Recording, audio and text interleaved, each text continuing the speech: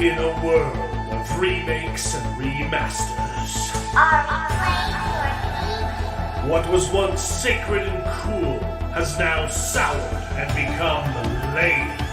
Red? Gone are the days of Pons and Cowabunga. Now is the reign of slurp juice and dabs. Kids these days don't even know how bad they've got it. Now it's up to the best generation to rise to the occasion and make a show that dares to go where a lot of other nerdy shows have already gone quite a bit. That's right. They're going to talk about it a lot.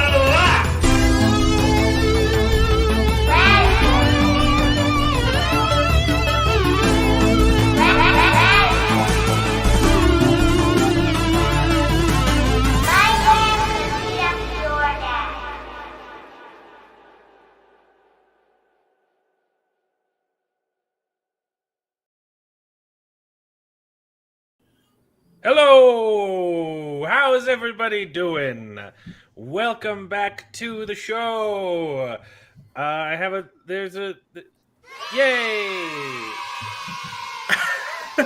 That's adorable. I have a mini soundboard now. Welcome to the show. This is Best Gen. It's a show where nerdy boys complain and talk about nerdy things and often get way too far into the weeds to make any sense. The show's called The Best Gen because we're all from the same gen. We happen to think that it's the best, but we're very accepting of all generations. It doesn't really matter when you were born. You're welcome to watch the show and tune in, just as long as you can acknowledge that Windows 95 was lit, baby! Because we got to talk about Windows 11 real quick. I like it. Okay. I'm sorry about last week. My computer broke because Windows 11 broke it. I was working on my computer editing videos the night before, and I turn it off and go to bed, and then go to do the live stream, and my computer won't turn on, and it was a fiasco. So we're back. It's okay. Jared wasn't going to be there last week anyway, so I figured we might as well just cancel rather than do the whole thing on my phone and try and switch between a bunch of tabs.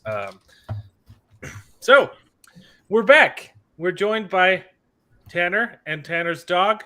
We're joined by my brother, David, and Jared's back after like a month of being gone, making out with his girlfriend. That's definitely what was happening, yes. Okay, so yeah, Windows 11 totally bricked my computer.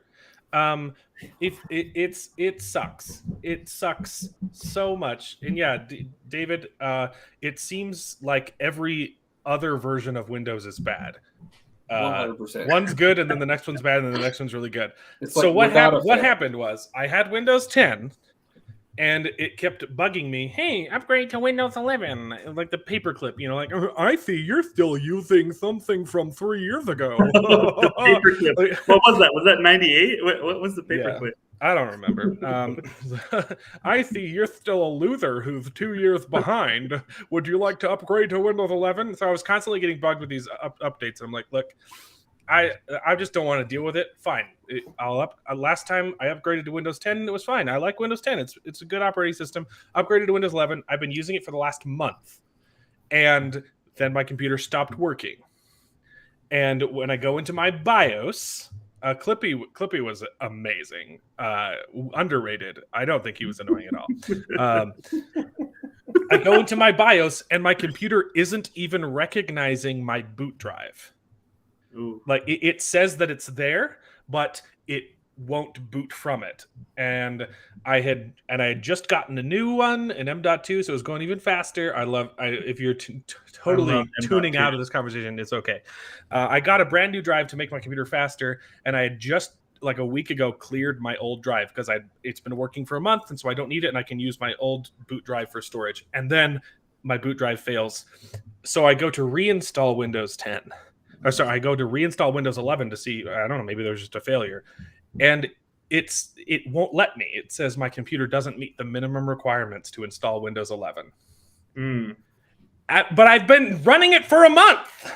Turns out Windows implemented a mandatory security hardware for any computer running Windows 11. Yeah. And they forced me to upgrade without that. That's weird. And it just stopped recognizing Windows. So I had to buy Windows 10 again, and I'm on Windows 10 and everything's working great. I'm never going to upgrade, baby. You can't make me. Suck it, Windows! Hey, well, I think Windows 11 is pretty nice. I've enjoyed it, and the security features are nice. You just have to have the computer that can run it, Alan. Why don't you just get a computer that can run it? Bill Gates can eat an egg. Because I just my computer's expensive now. I put a lot of money into this. I have a 3070 Ti. Oh yeah, I watched that video. That's fun. I wish I could have been there to get one with you. Now the 10. We're done talking about computers. I'm just so upset because yeah. Let's talk about nerdy stuff now. Oh, like we weren't already talking about nerdy things, Tanner. Excuse me, I would rather talk about superheroes and comic books than computers. I'm just insecure because I don't know anything about computers. All right. That's okay. We still love you. It's okay. Yeah. So tonight we're gonna talk about a lot. We got a lot to cover because we missed last week because Windows is gay. Don't listen to him. I'm upset. So we're talking about Moon Knight episodes 3 and 4. We're talking about the finale of Raised by Wolves season 1, and we're talking a little bit about The Outer Range, which is a good. It's a good show. So Moon Knight. Let's jump into Moon Knight. Are we on 4 and 5, not 3 and 4? 4 and 5. We're in 4 and 5, yes. 4 and 5. I love this show. Penultimate episode. Yeah. So episode 4. We just come off of the turning the night sky back so that they can look at stars. Yeah. Even which was a cool visual. There are apps that do that though. Yeah. Like there's an app for that. You could just Google like, hey, what did this guy look like 10 years ago? You could just Google it, and it can be simulated. You don't need to, get sent to Egyptian god prison. But it was a cool visual. I liked that. It was part. Cool. And it introduced some stakes and took away his superpowers, which is an interesting choice, and he still doesn't have them back. I feel like we've spent a lot of time in the Moon Knight show as not Moon Knight, and I'd like to see more of him. That's true. Yeah. Like there's been 2 fight scenes. One of them was cool because it was innovative and he was fighting against nothing, which is interesting, but it also kind of wasn't even a fight scene. And then the second fight scene I wasn't impressed with. The one where he was fighting all the people. Yeah, it was just kind of bland to me. And then, but his cape made a moon. Oh yeah, his cape made a moon, and we got Corwin. We got a full house in. Hey! Whoa! We got a full house. Sorry, I had to pull an old lady over. We got a full house in the house. Cool. Yeah, we just started talking about Moon Knight. Okay. Have you watched it yet? I know sometimes you're not caught up.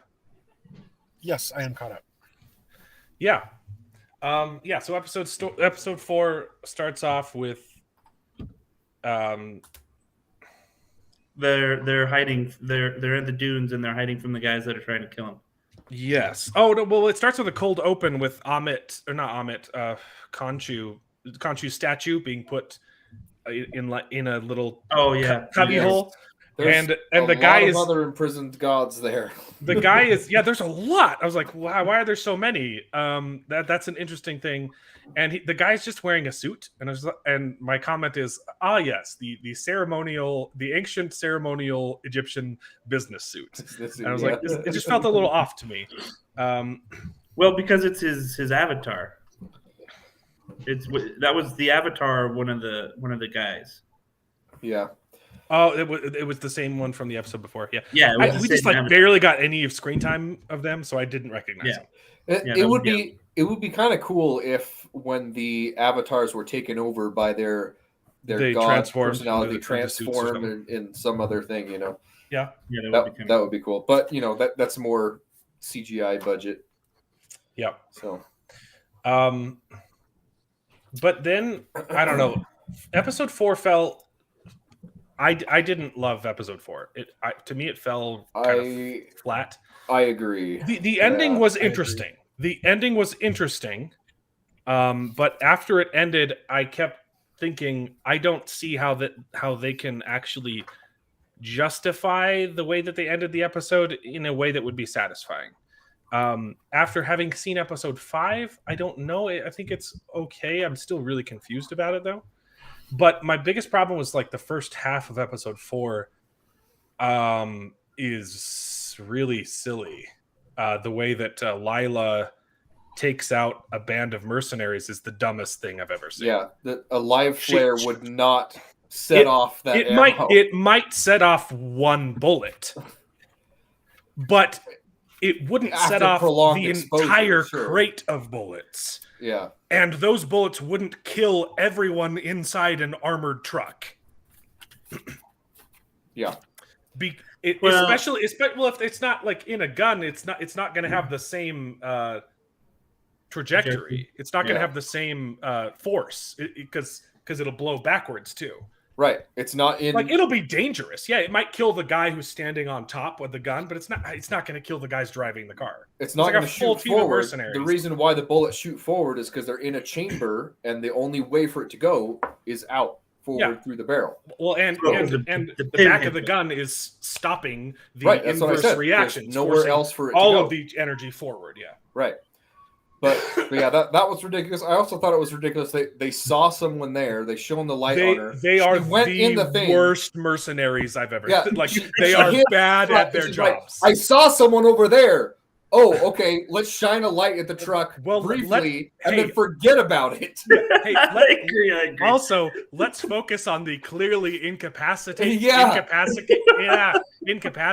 dude before we focus on the girl running around with flames. Right, that you saw running around. It's ridiculous. I agree. I really dislike that. Like when people like, I understand that normal people won't make tactical decisions 100% of the time, but when the flaws are so glaringly obvious that someone like just a regular person can see like what like it's a problem for me. Yeah. Another issue I had with it is we were talking about in episode 3 when we weren't sure exactly why what was the purpose of them going to find this hidden map in the sarcophagus. Yeah. And then all of a sudden Arthur Harrow shows up and destroys the sarcophagus, but doesn't destroy the map. And then he just leaves. It's like so I thought, okay, maybe they're going here to find this clue because Arthur's digging in the wrong spot, right? Like classic Indiana Jones. Yeah, it could be Indiana Jones. But no, it was the same spot that they were already there. So why didn't they just follow Harrow back? Yeah, he found them first. They could have followed the first time. They could have followed him the second time. Well, what's funny, he comes to them, destroys their way of getting to him, and then they don't follow the only lead that they would have. I don't know. Yeah, it's just I don't understand the purpose of that hidden clue and why Harrow knew about it in the first place. I don't understand why they needed it. I don't understand a lot of Harrow's choices. Like it wasn't a smart thing to show up and stop them. Yeah, because it didn't do anything, and it didn't help, and it didn't help him, and I don't know. So now, if he didn't show up there, that would have made a lot more sense because then they didn't know how to find him because he's gone. Yeah, that would have made a lot more sense. They could have just had a falling out with the arms dealer guy. Yeah, they could have had the same fight scene. Have to be there at all. Yeah, the fight scene would have played out the exact same. Tanner, you had a point. I think you guys are forgetting a very key element to this story. Yeah. Ethan Hawke was contractually Right. obligated to have a certain number of hours in the show.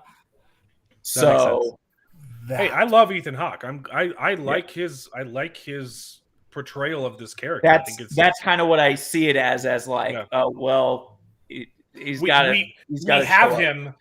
We have to use him, but he hasn't really been used.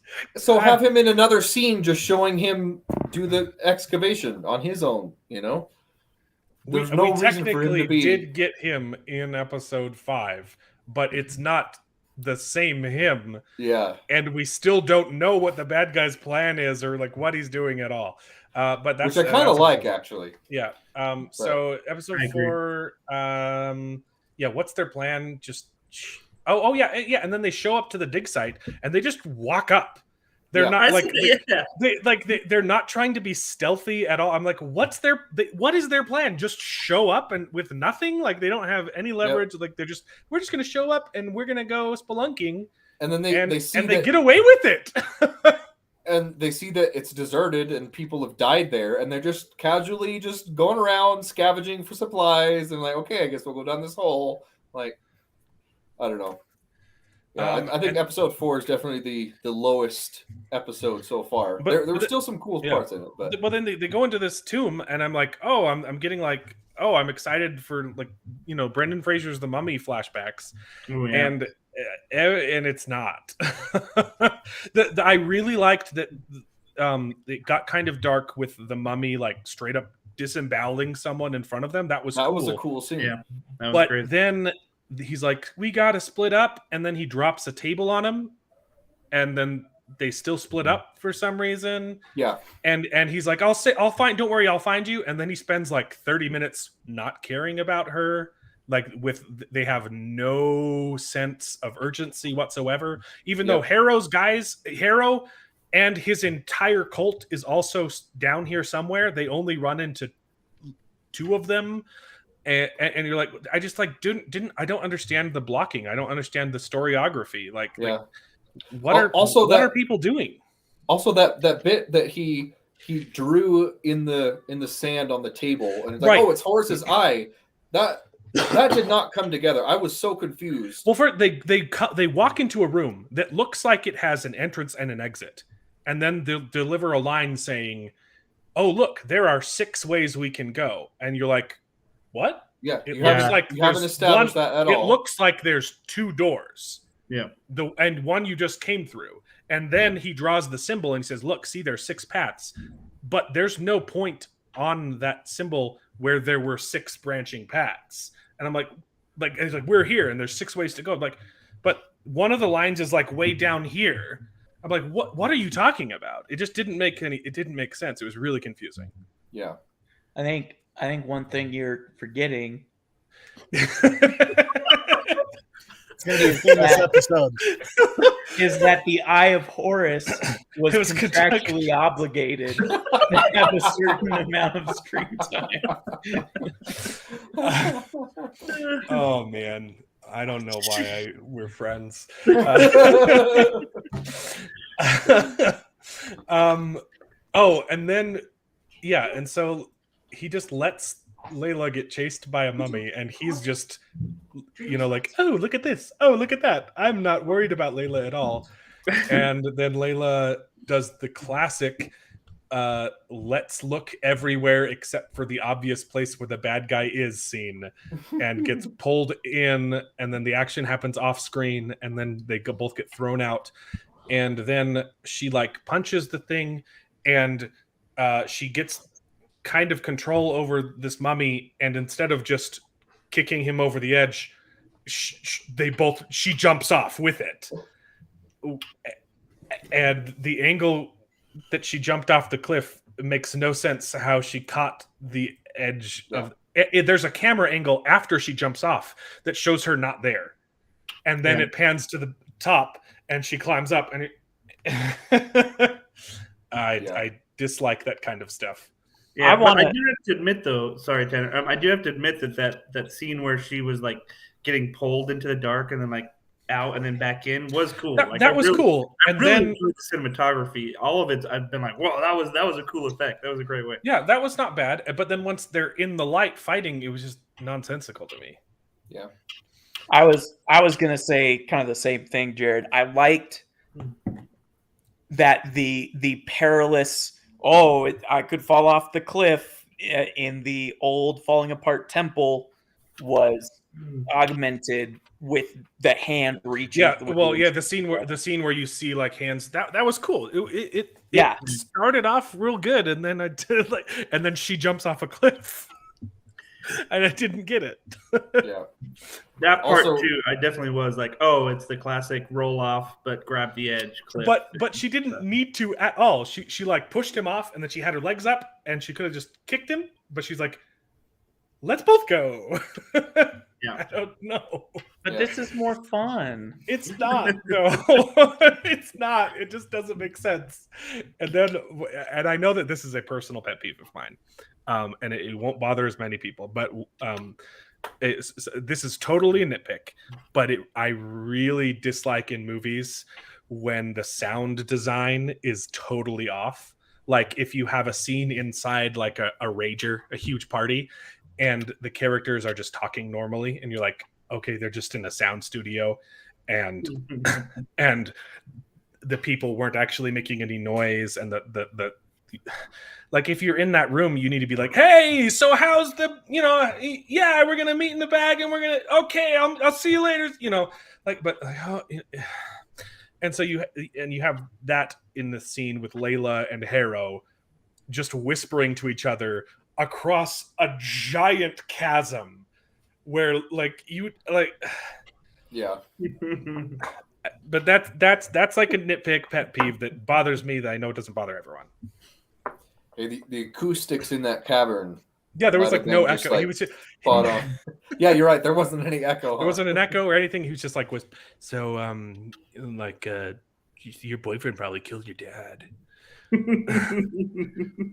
And then we get an even worse pet peeve of mine when she comes and wants to talk about her feelings instead of running away from the bad guys. Yeah. And you're like, everyone in the show is stupid. Like, stop making dumb choices. Yep. Even if you're mad at him, you just talked to the bad guy who's probably lying. Okay, so like in this case, he's telling the truth, it turns out. But that's a conversation you can have after you escape the bad guys with Uzis. Yep. Like this makes her character look stupid.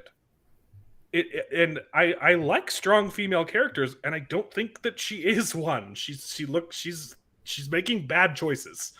She shows up in episode 2 and just hands the bad guy everything that he needs, and doesn't have a plan. And Hey, I'm about 30 seconds out. I think Mark does kind of. I found that refreshing.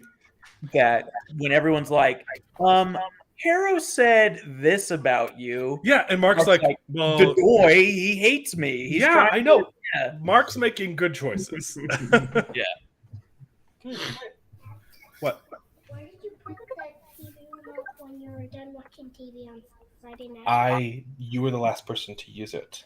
Oh, I didn't watch it on. I don't know where it is. Either Savannah got it or someone else moved it. I You love didn't you. put it back on the Velcro? Oh. Okay, close the door. Savannah likes to play with our TV remotes, and they can't turn their TV on because they can't find it. Okay, sorry. Women are dumb. Is that what we're talking about? Whoa. Oh no, sorry. Whoa. Whoa. No, my point is women aren't dumb. Just this one. There you Yeah, go. she's Good making some save, pretty Al. dumb decisions. Yeah, I mean, other than the live mummification scene, Which was cool. that was really, really good. I think most of the other stuff in this episode was kind of not so good to me. Even Harrow was being mean- stupid. Like chase him down, Yeah. and then It also just didn't come together very well. It was messy. I was confused why the mummies were attacking Harrow's men if they were there to save Amit. Why would Amit's people stop him from saving Amit. Well, Maybe they're just there to defend the tomb. Was I don't know. It Amit doesn't- was Amit imprisoned there? Yes, and the people I think guarding that him. was- Okay, that makes sense. that was the implication that It wasn't very clear to me. Yeah. It also wasn't very clear how those mummies got Yeah, reanimated. why are they alive just now? How showed does it up. work? And it's just one Yeah. priest mummy is going off and Well, there's mummifying gunshots any in the other intruders. rooms, so there's more mummies, but we don't get to see Presumably, yeah. But it didn't show a lot of that. And then they do the same thing when they're in the tomb, which is like Alexander the Great, apparently. And they're like, they wait too long because they're talking about their feelings, and they say, "Oh no, Harrow's coming," and so he says, "There must be a way out." When she came in from a different direction, so we Right. know that there's at least two ways. Take that way, and then Harrow shows up, and his men just materialize from the sides. Yeah. Yeah. And I like none of the blocking makes any sense to me. But but Alan, you couldn't go back to the way she came because that way the floor had fallen in, so you can't go back that way. Okay, True. but she didn't say no. We can't go this way. The floor, like Yeah. he didn't know. I don't know. But I do agree with the men. I was like, wait, where'd all these guys come? It clearly shows them he's just barely coming into the room, and they just. You're like, oh gosh, like. Yeah. And I would say too. Oh, sorry. Go ahead, Dave. No, go ahead. Finish your thought. I was going to move on to something else. Go back to. Well, I was too. I was going to talk about the sarcophagus, but Alexander the Great sarcophagus. yeah. Go ahead.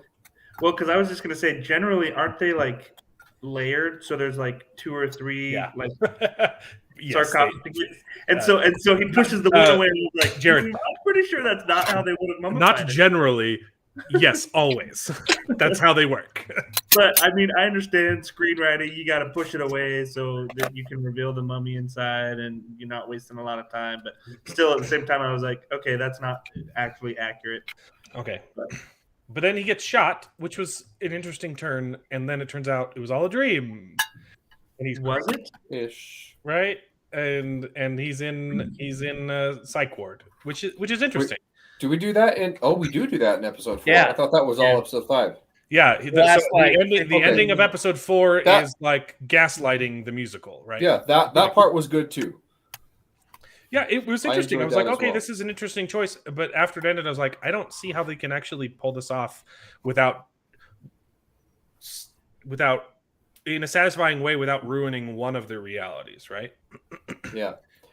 So in episode 5, I guess it turns out that he is actually dead, and that this is his way of processing it. Yeah. Is imagining he's in a psych ward, but at the same time, it doesn't make a lot of sense to me because there's still like multiple framings within the psych ward. You have the scenes with Dr. Harrow, who's still trying to tell him none of it's real. Yeah. And then you get the scenes with the hippopotamus who's saying, no, you're dead. And it's just. I think that's the different personalities. Okay. But it's the same one each time. He says he's talking to Steven. Or it's not Steven, Mark. And he responds At first, to Mark. yeah. And then the third sarcophagus is still locked up. So Yeah. Yeah, I thought it was it's interesting. They both pass, so they actually meet, which I think is a cool twist.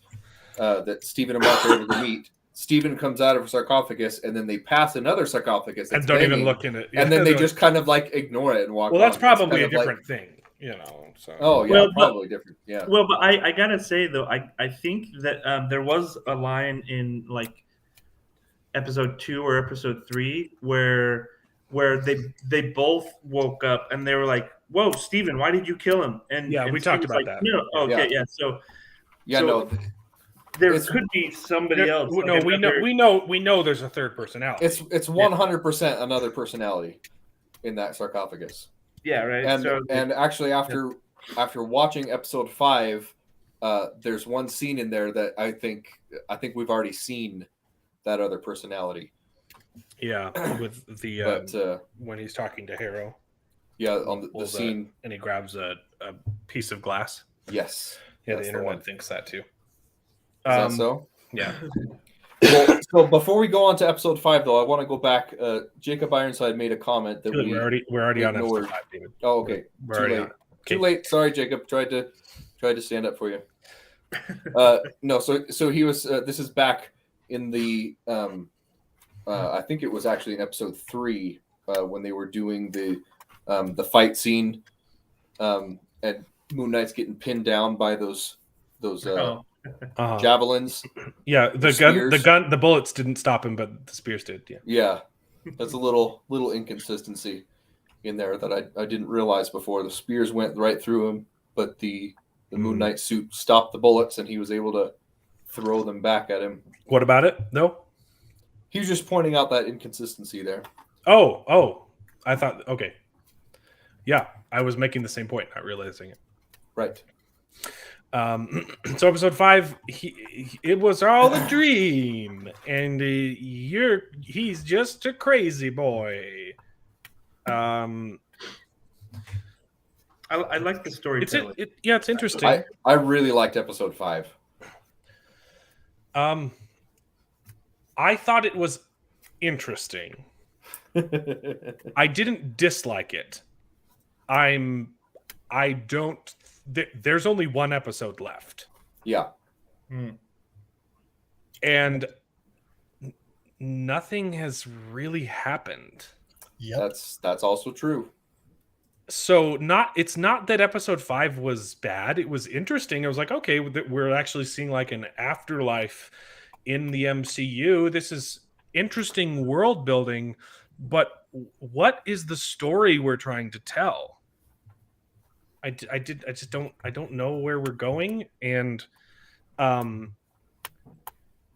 don't think it's going to be a satisfying ending.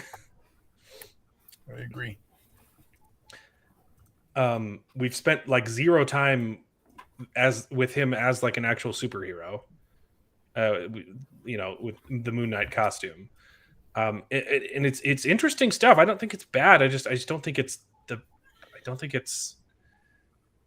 best way to tell a story. But I could be proven wrong come the next episode. Yeah, we'll see.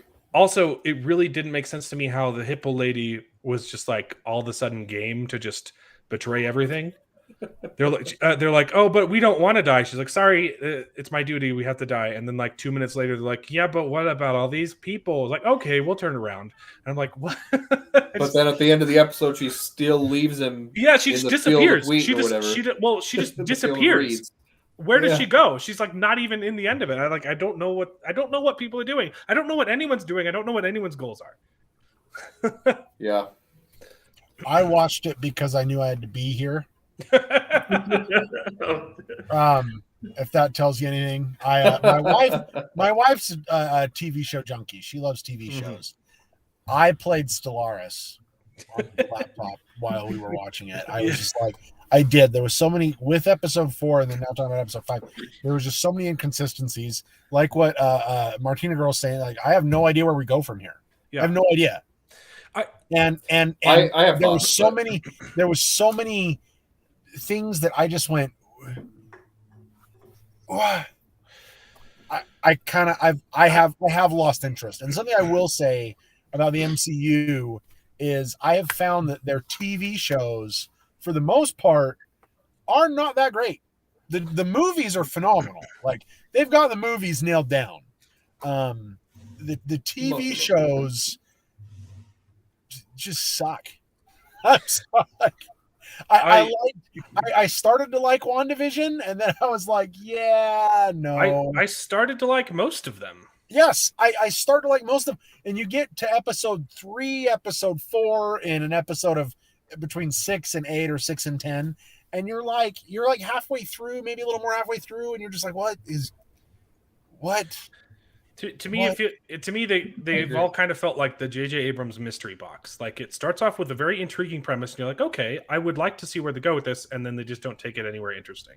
But it's like a balloon. And You open up the balloon, you blow it, then you let it go, and it goes really fast, and it's going everywhere, and you're like, oh, that's cool. And suddenly it just like falls. That's a good And- analogy. and I really don't- like yeah, that. I just thought of that. I don't think that like the stuff that we got in episode 5 is bad on its own. It's Right. But I do think that it's bad within the context of the entire show, because we would care more about it if there were stakes, and right now that there really aren't stakes. Like I don't even know why Steven and Mark are personally invested in the conflict at all, other than Conchu's making them do it. Like it's just not enough Yeah. to care who Yeah, wins. So Tanner. I think the flaw that it not just these TV shows, but I think comics medium, they sacrifice the overall coherency of the story for one-offs, for moments. Yeah. And there's a YouTuber named Nerd the Writer. power balance is always hard to manage as well. Yeah.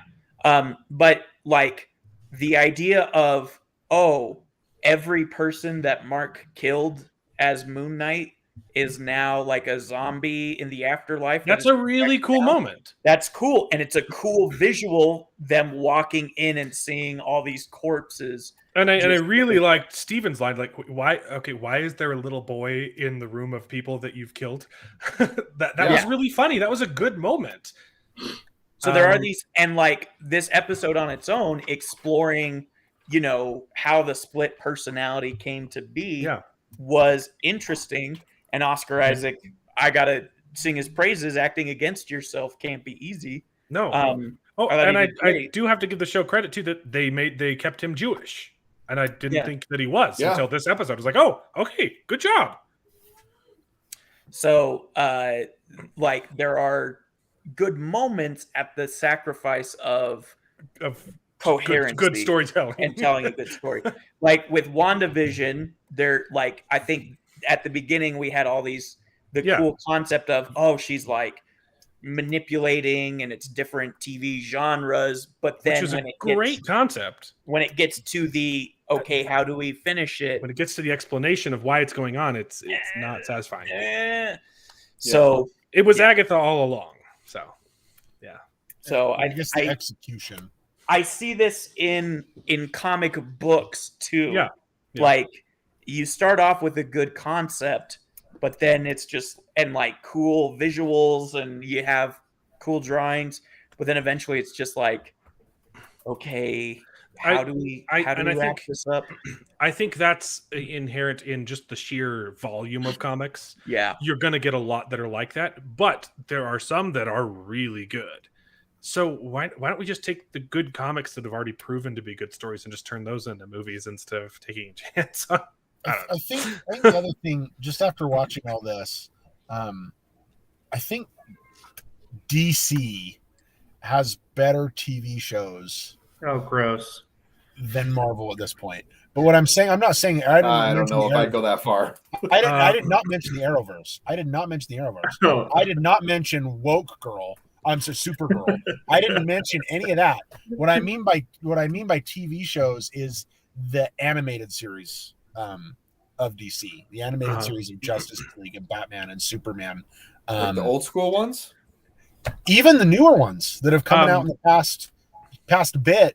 Their writers seem to don't have that deflation where everything starts off really cool and then suddenly there's no air left in the balloon and it just falls flat. I will say I haven't seen season 2, but season 1 of Superman and Lois is really good. Yes, it gets a little CW-y at the end, a little bit too drama, but I was not expecting to like it, and people said it's really good, and I gave it a chance, and I enjoyed it. Yeah.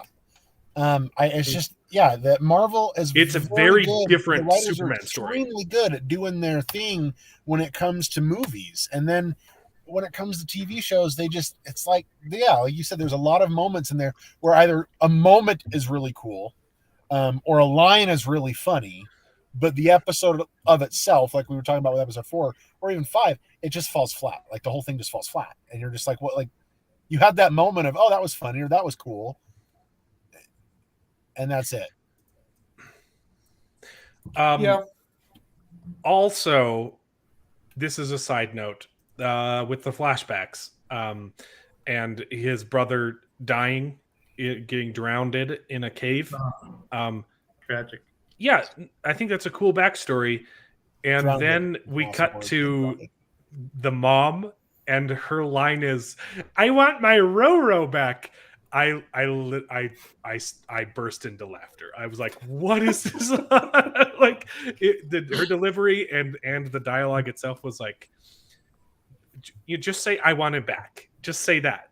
Don't say I want my Roro back." It was silly. It took me out of the moment. Yeah. Also, I still don't really I don't understand the layered framing within the psych ward. You're saying, David, that it's the third personality trying to. Not all the time. I think it's the different personalities coming in and out of different levels of consciousness. And so one of them still thinks they're being gaslit, and because it's obviously Dr. Harrow is not actually involved in it at all, right? It's just him processing. Right. I think so. Yeah. I mean, maybe he could be trying to get some sort of information out of his subconscious or something. I find that unlikely. I think he's just a manifestation of his unconscious mind or something, and Harrow's not really there. But yeah, I don't know. I don't have an explanation for it either. But I thought it was just, they're exploring different levels of his unconscious mind as his brain is dying. Well, that was interesting too because they talked apparently. So I didn't remember, but Stevens was the first one that started like the whole interaction with the doctor, right? And then I think so, yeah. And then most of 5 was Mark going back to the doctor. No, the first. Wait. Yeah, so every time it went back to the doctor, it was always Mark that was the one talking. I don't think so. Well, because there was a line where then at the end the doctor says, "Oh, Stephen, you're back. You were the one that started this whole thing." So then Stephen, so then he finished it off and was like, "Oh, what like the doctor now, huh?" So it's interesting to see how changed within that context, even. Yeah. So let me explain my theory, because when you come back to the office, you can see that he's in a couple different states. In one state, he's got like a broken nose. Yeah. And we never saw that. And we never saw that happen. We never saw that in any of the other ones. And when he has that broken nose, he grabs a thing and he threatens him, but his accent is completely different. Yeah. It's a little bit hard to catch because he's really emotional in there, but he's talking with like some Boston accent or something like that. I don't know. It's not his normal accent. It's not his British accent. Yeah, a lot of the internet agrees that scene is the third personality, not Stephen or Mark. Yeah, so I think he is trapped in there, and every time that we cut back to there, it's a different personality in the seat with Harrow, and the other ones are in the personality or in the subconscious boat asylum. But then when Stephen gets turned into a sand boy, Mark goes to heaven. Apparently so. That part also didn't make a lot of sense when because it was presumably the scales weren't balancing because his personalities were split, right, and they weren't. But there's still they weren't being honest with each other. But yeah, if there's another personality, then why did they balance? So I don't know. Or maybe because it's off balance because there's 3 of them. Now there's 2 of them and it's balanced. I don't know. My understanding was the split personality Mark created to cope with the trauma of his childhood, and he was blaming himself. He was saying all this came upon me because I convinced my brother to go in and do all that. And then when Steven said, "Hey, no, you were a kid. You shouldn't have been abused like that, and you can't blame yourself. That was self-healing. And because Mark accepted, okay, it wasn't my fault, he came to peace with that, got rid of the guilt. I mean, we see him literally fall off of the boat, but it's like he no longer needs Steven. And so Steven as a personality is now gone. The scales are balanced because he has accepted things for as they are rather than blaming himself and being guilty. And so now the scales are balanced. I saw that more me too. an emotional symbolic moment rather than this is the mythology of the episode. That makes sense, and I agree with you. However, it doesn't make sense if there's a third personality that he's also avoiding and denying the existence of subconsciously. Well, unless it's just trying to figure out if Mark is going to, if he's the one that needs to be balanced, right?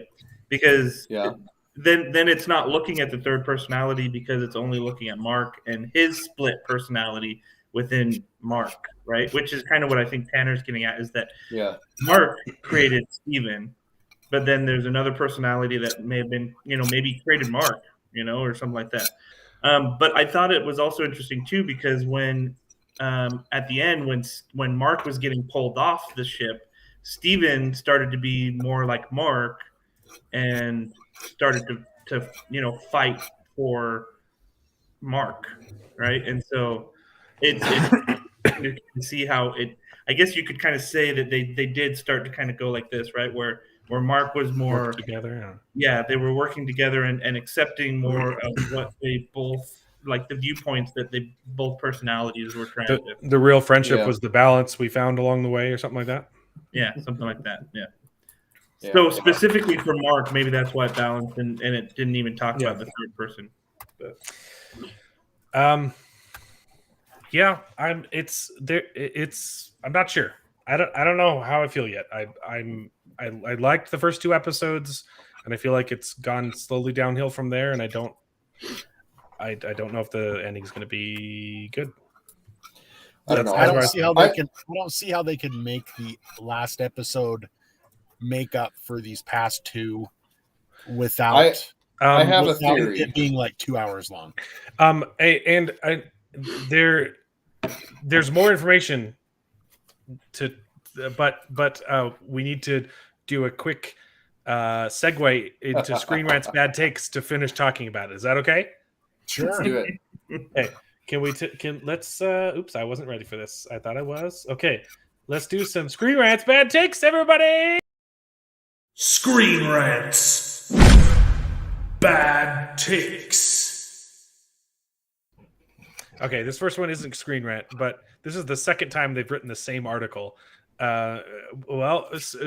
Steven's Moon Knight's dead now, and so Oscar Isaac's done with Moon Knight, and in the article it's just he's just going to be playing a different role now because the third personality is the Jake Lockley guy.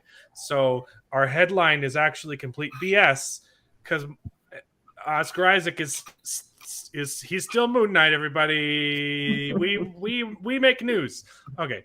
I've seen that same article as well. Well, real quick, I don't know if you guys have already talked about this.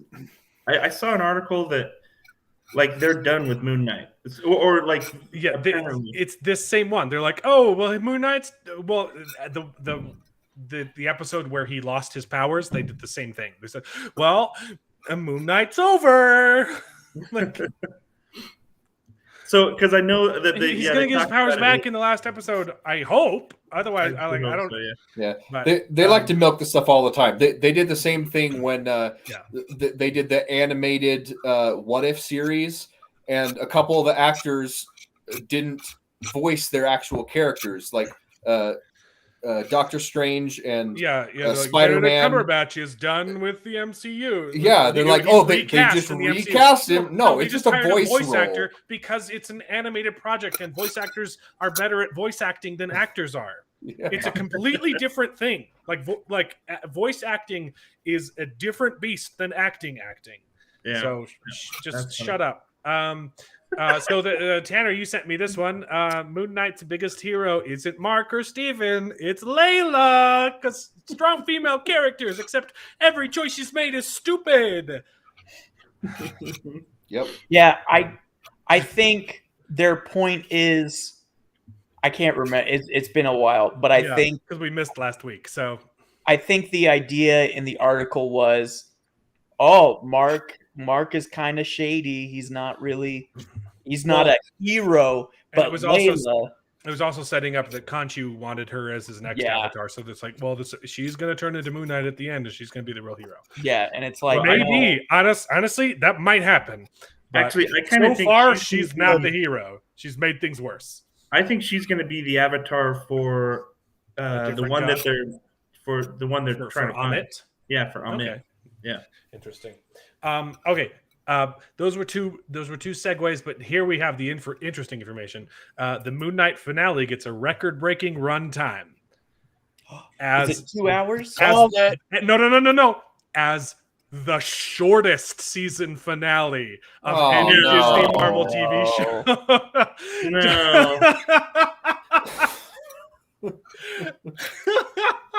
Didn't call it. It's not what you think, guys. Wow. It has 42 minutes of runtime. There's one episode left. I don't know how they could do this and have it be good at all. Yeah, that's going to be tough. I think I have some. All right, it just gives me 42 minutes to play Stellaris when my wife watches the show. And she thinks that I am spending time with her, but I can play my Stellaris. She can watch Moon Knight. We can sit on the couch and we'll be good. I think that's great. I think we need to give superheroes a rest for a little bit.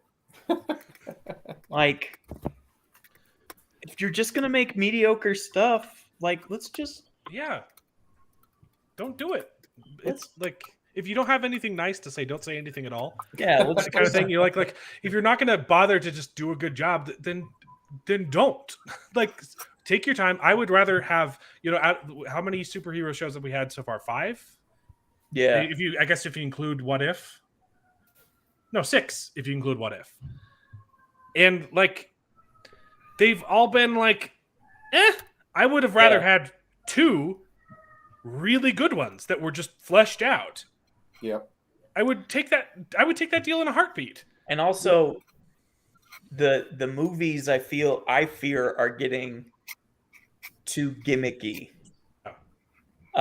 Like Spider-Man was good, and they're gonna learn all of the wrong lessons from Spider-Man. Yeah, they're gonna think, if we want to make a good superhero movie, we just have to have a bunch of cameos. Yes, and I'm worried. All the speculation that's going on with Doctor Strange, I'm worried that's why it's popular.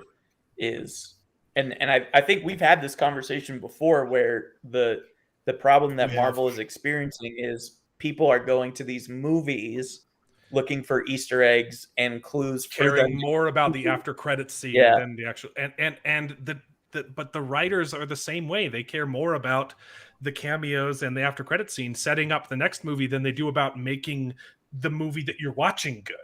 Yeah.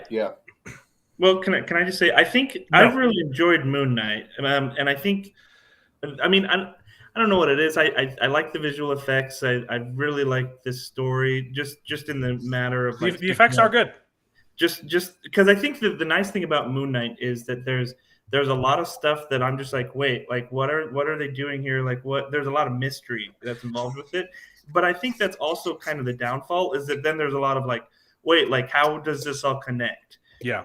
And I think that because they're trying to kind of roll in this mystery aspect to it, that we miss a lot of those connections on where there needs to be this overlying connection for story, because we're wait, what's the mystery? How does this what's going to happen?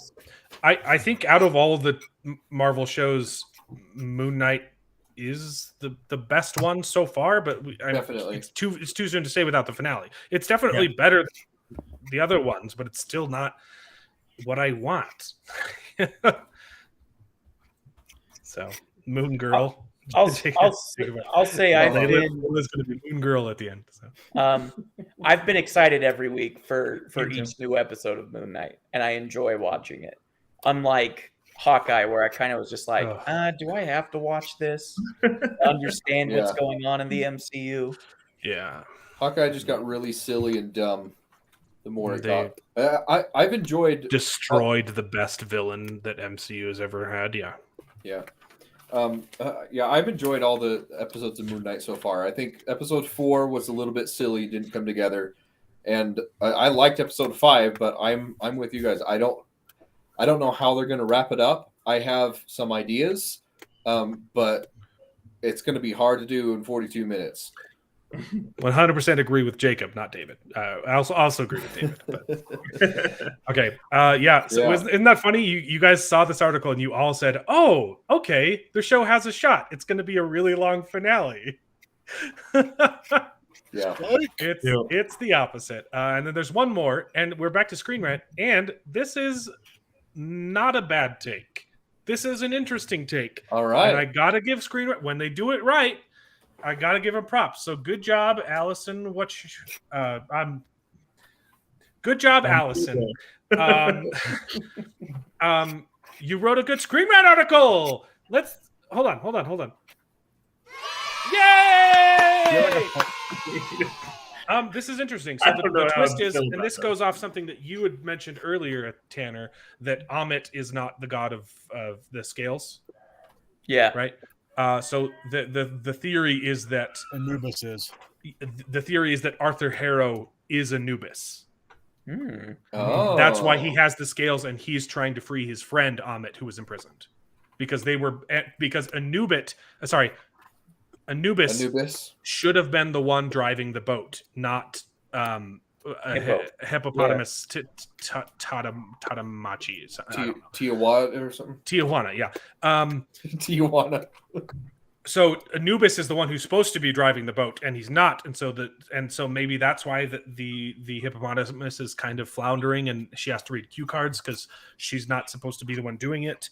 And so they were both cast out, and Amit was imprisoned, and so Harrow is actually Anubis trying to free his buddy so they can kill everyone. That makes sense because Anubis was on the scale.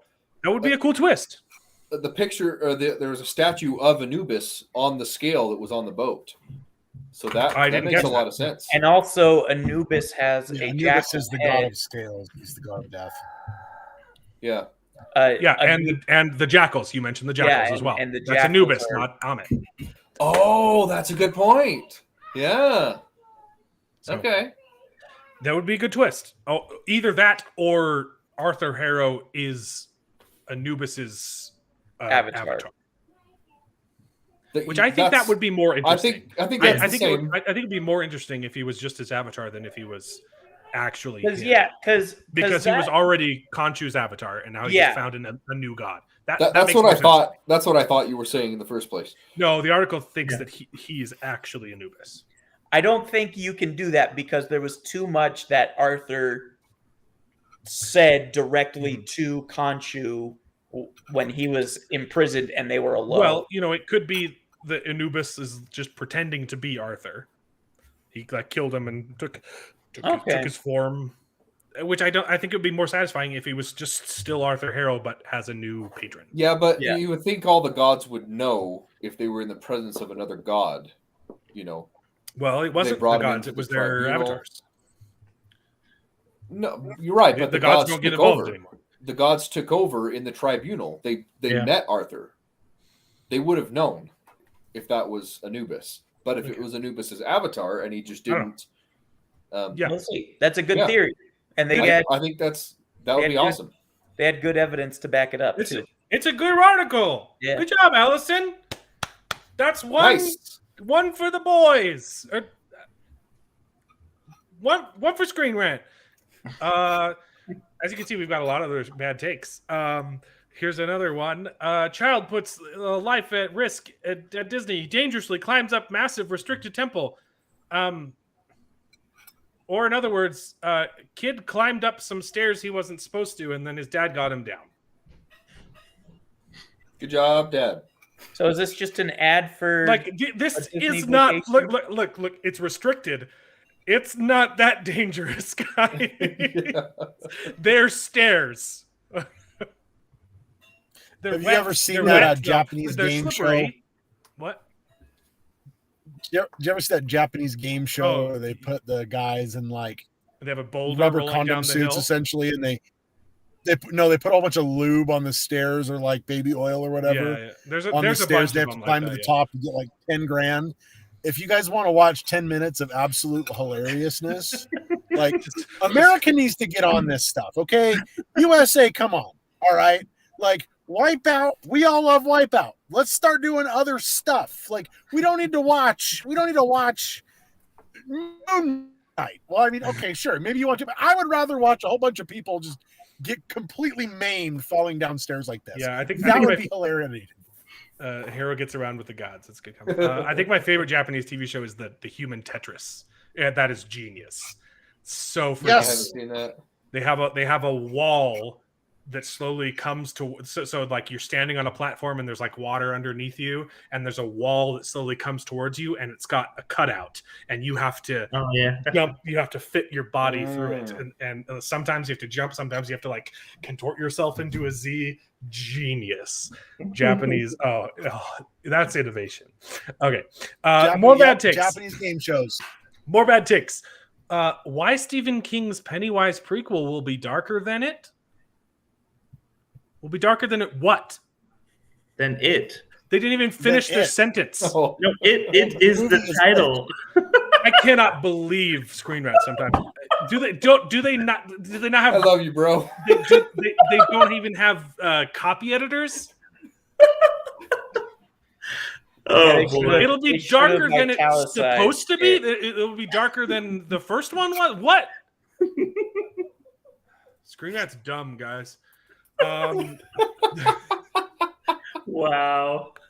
I can't even right now. That's hilarious. The Northman is the darkest Batman story ever. No, seriously, no. No, seriously. That's a Viking show? It's about Vikings. It's not about Batman. What? Don't go to the Northman thinking it's Batman. I know it's confusing. There are two movies in the theaters right now, and one of them is the Batman, and one of them is the Northman, and they both start with the word "the." Batman is in the one that's called the Batman, and the Vikings are in the one that's in there. That's the Northman. What does this one even talk about then? Tanner, you sent this to me. I haven't read it. So I skimmed it, but then it was such a dumb article. I didn't continue. The Northman. Basically, they draw parallels, and I haven't seen the Northman, so I can't speak to this. But okay, so why not say the Northman draws parallels to the Batman? No, but like they're like, in the Batman, Bruce Wayne's parents are killed, and then he gets mad and becomes a ninja. And the Northman's parents are killed at the beginning of the Northman, and so he has to get revenge. So he's that makes him Batman. That's essentially what it is. But what's hilarious to me is that the plot points that they touch on actually are like parallels to Macbeth and Hamlet, but you're like, Batman, like because Batman's popular right now. It's current. It's like the classic one that we've already seen 5 times. Did this book rip off Lord of the Rings? Yeah. But like in this, they say like, his uncle takes over his kingdom that is rightfully his, and it's like that's Hamlet. It's just a waste, and that's obviously just what's in theaters that people might be searching right now, so we can Northman and the Batman, so we can get them onto our website and see ads. You know the classic comic or meme of the kid who is the Make-A-Wish. He's terminally ill. He's like, what's your wish? I want to be Batman for a day. And then so it shows like a sniper like taking out his parents. Like, that's what this article is. That's horrible. And guess what? We got another D&D one. The reasons why Wonder Woman is a paladin, but also 5 classes that fit that aren't paladin that Wonder Woman can be because we can't make up our minds, baby. It's literally Wonder the same Woman- article. Wonder Woman is a paladin because she likes justice. Sorry. There are lots of people who like justice. No. But Batman is lawful evil. Yeah, Batman Wonder would fit Woman it is better. lawful good. No. She has a strong sense of justice. You see this? It's wrong. Yeah. Oh yeah. What's wrong? Is CBR? Do you not have even copy editors? Yeah. But you know, she might not be a paladin. She might be a fighter because she uses a lot of different weapons, like her sword and the whip. Lasso of truth. She has a whip, but she doesn't really use that as a weapon most of the time. She has lots of. She uses lots of weapons, guys. But she's probably a paladin because her lasso of truth is like zone of truth, which is a paladin spell. This is probably the best point that they make. Sure, but it turns out she's probably not a paladin. She's a cleric because she can heal herself quickly. Once again, that's not what clerics do. They heal other people and occasionally themselves. But just because you have a fast metabolism and can heal faster doesn't make you a D&D cleric. Can she heal people? No. She's not a cleric. She's probably a paladin because in that one scene in the second movie, she had some armor. But no, paladin, that's not it. She was a sorcerer because she was born with inherent skills and abilities. Was she born with magic abilities? Yep. Does she have magic spells, David, or is she just strong? She's just strong. Is she born with magical abilities?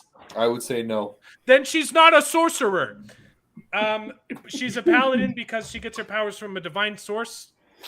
Kinda. Because the gods kinda. Sure.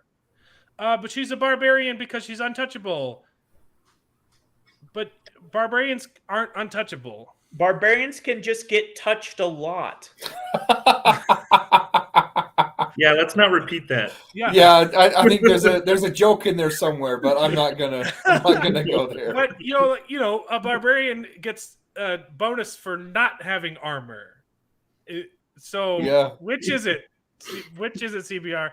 Oh, but she's probably a paladin because she has a sword and a shield.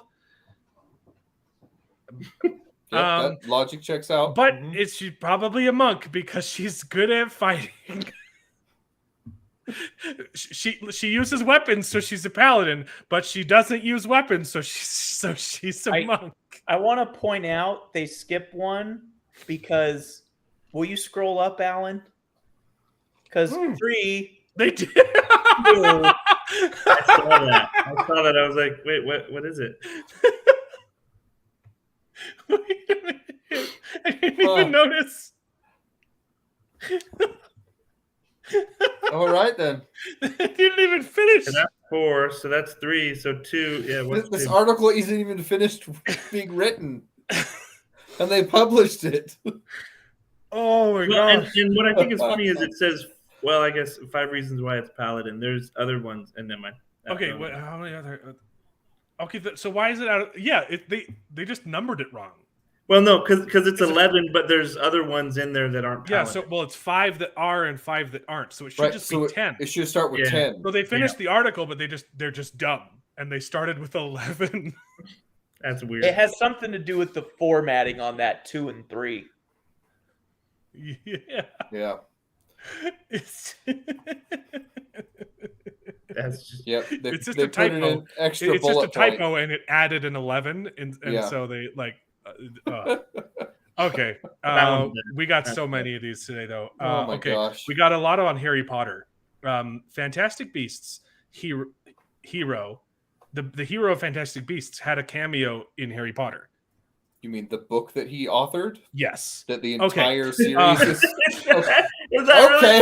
really the cameo. That's so stupid. Oh my gosh. No, there's That's a scene. literally the reason why they made this franchise. I know. That's because of the hilarious. No, there textbook. is apparently a scene where his name appears on the Marauders map. Oh. But Oh, it's like we yeah. Okay. interesting. That's dumb. Okay. 10 quotes that show that Harry Potter is a low-key villain by Thomas West. Oops, sorry.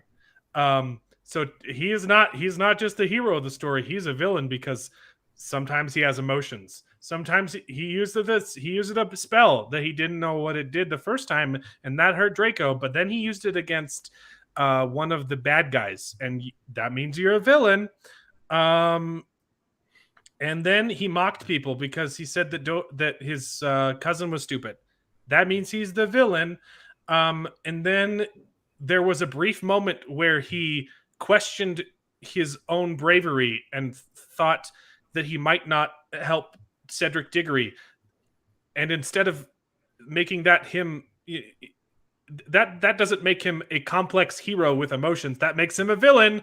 And then because he didn't ask how Ron was feeling and he said that he was being dumb. Well, I don't know if in that scene Ron was being dumb, but so Harry Potter's a villain. And then he looked into Snape's mind because Snape was doing it to him and so he's a villain. And then he got mad at the guy who killed his parents. Classic villain. So that makes him bad. And then he also got mad at the guy that killed his mentor. And then he got mad at the guy who killed his mentor. And then he had similarities with the bad guy, which was like the whole point of the entire series. So he's the bad guy, and then that one time with that awful lady who was doing child abuse, and like the worst person in all of literature. He didn't stop her from getting beat up by centaurs. Because he'd been suffering very traumatic abuse the entire year from her, and in a moment of weakness, he let her get hurt. That makes him a villain, guys. Harry Potter's just a stupid dum-dum. He's the bad guy of the story, not the hero. Not only is this a dumb article, but they also didn't list the most blatant thing that came to my mind as soon as I said, "Oh, they're gonna do that." He tried to do the Avada Kedavra on Bellatrix Lestrange. Yeah. Yep. What that's like it, I mean, it's stupid. This stupid doesn't premise, make you but a villain. why isn't that on the list? This makes you an interesting hero. Yeah, exactly. People aren't black and white. Most people are a little bit gray. Yeah, that's guess what? The article. same day, April 24th, Thomas West wrote another article. 10 quotes to prove Harry Potter's a jerk. This guy just really hates Harry Potter. Which, I mean, this makes more sense. Harry Potter was rude sometimes, and one of them is like the same moment. He was mean to Ron that one time. I just thought it was funny that he did two articles that are the same article in the same day. This one's not as bad. He's a teenager. I know. Okay, here's an actual bad take. Why J.K. Rowling needs to relinquish control of the Harry Potter franchise and let other people destroy it, like what happened with Star Wars. It's because she made a tweet about trans people, so she doesn't deserve ownership of her books. That's it, guys. She deserves to be flogged and whipped and killed on execute her. She doesn't get her books. Here's the thing, though. She's already killing the franchise on her own. I know. Yep. It's true. It's totally true. I think that's interesting. Like, I mean, I think this goes into, this is a bigger problem than we can probably cover here. But like, people being like, "Oh man, like, can I People not feeling like Harry entitled to Potter?" someone else's thing, right? Yeah. Like, I can't believe J.K. Rowling would do this, and I can't now believe she said one thing that I disagree with. That means I can't enjoy the thing that I enjoyed and I anymore. can't like it. Like the new Hogwarts game that's coming out looks a lot of fun, Yeah. but people are like, I don't know if I can pay for it because X, Y, and Z, and it's like it was a tweet. I don't like Twitter. I think it's a bad Yeah. thing. Well, here's the thing: you can read books and enjoy content from people that you disagree with politically. yeah, Dalton Trumbo, he was a massive communist, and I disagree with communism a lot. Okay, he's written some good stuff. Johnny Got His Gun is one of my favorite books, and he wrote like half of the movies in Hollywood. I disagree with him, and I like watching his stuff. It's okay, guys. It's okay. You have to have the ability to read stuff by people you disagree with, or else It's almost like you're being exposed to different ideas. yeah, and then you can make a It's decision. almost like it makes you think. Yeah. And you can say, I don't agree with what J.K. Rowling said about trans people.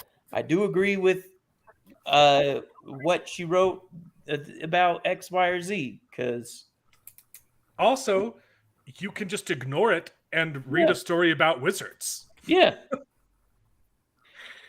Harry Potter is not highbrow literature. It also doesn't belong to you Yeah, because you feel like the author isn't doing a good job anymore. Which is objectively true. The Fantastic Beasts movies are horrible, and she's writing them. But that doesn't mean you get to say, sorry, you don't own your thing anymore. Yeah.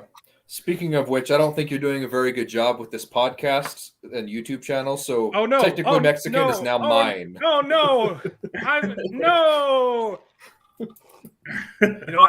I realize I've made a lot of mistakes. And so I will relinquish control of Best Gen to... There you go. As you should. To Joe. Joe Mama! Wait, isn't it Good one. Joe Mama too, Alan? Yep. Yep. This Joe article, Mama, though, Probably All right. shouldn't have said that to my brother. So I had a call, so I wasn't able to. This article pissed me off, though. I did read this article. yeah. I'm glad it's up here. I'm sure you guys have already. This article pissed me off. It's like just no. Okay, we got a lot of bad takes, baby. I can't talk more about it without cussing, so I'm going to just stop. Yeah. Superman's first word in DC history prove he was a jerk. I'm surprised this isn't the same guy that hated that hated Harry Potter. So the first words that he ever spoke were to a lady he was saving from like a fire. She was like tied up, so he picked her up and he set her down, and then he said, where are the words? He says, No, it's underneath the picture. It's underneath the picture. Okay, he says, "Make yourself comfortable. I don't have time. I haven't the time to attend to it," referring to her ropes. Because he's currently fighting a bad guy. Grow up. He's not a jerk. He's a hero. He saved the girl from dying and said, "Sorry, I don't have time to untie you." Because he's in. Literally, the next panel is him fighting the bad guy. By saving your life. Panel is him fighting the bad guy. You see this? and this was like I'm sorry. I inconvenienced. I'm such an inconvenience saving your life, so I'm just gonna inconvenience you a little more. Superman's a jerk, and guess what? Superman's canceled, baby. He's a misogynist.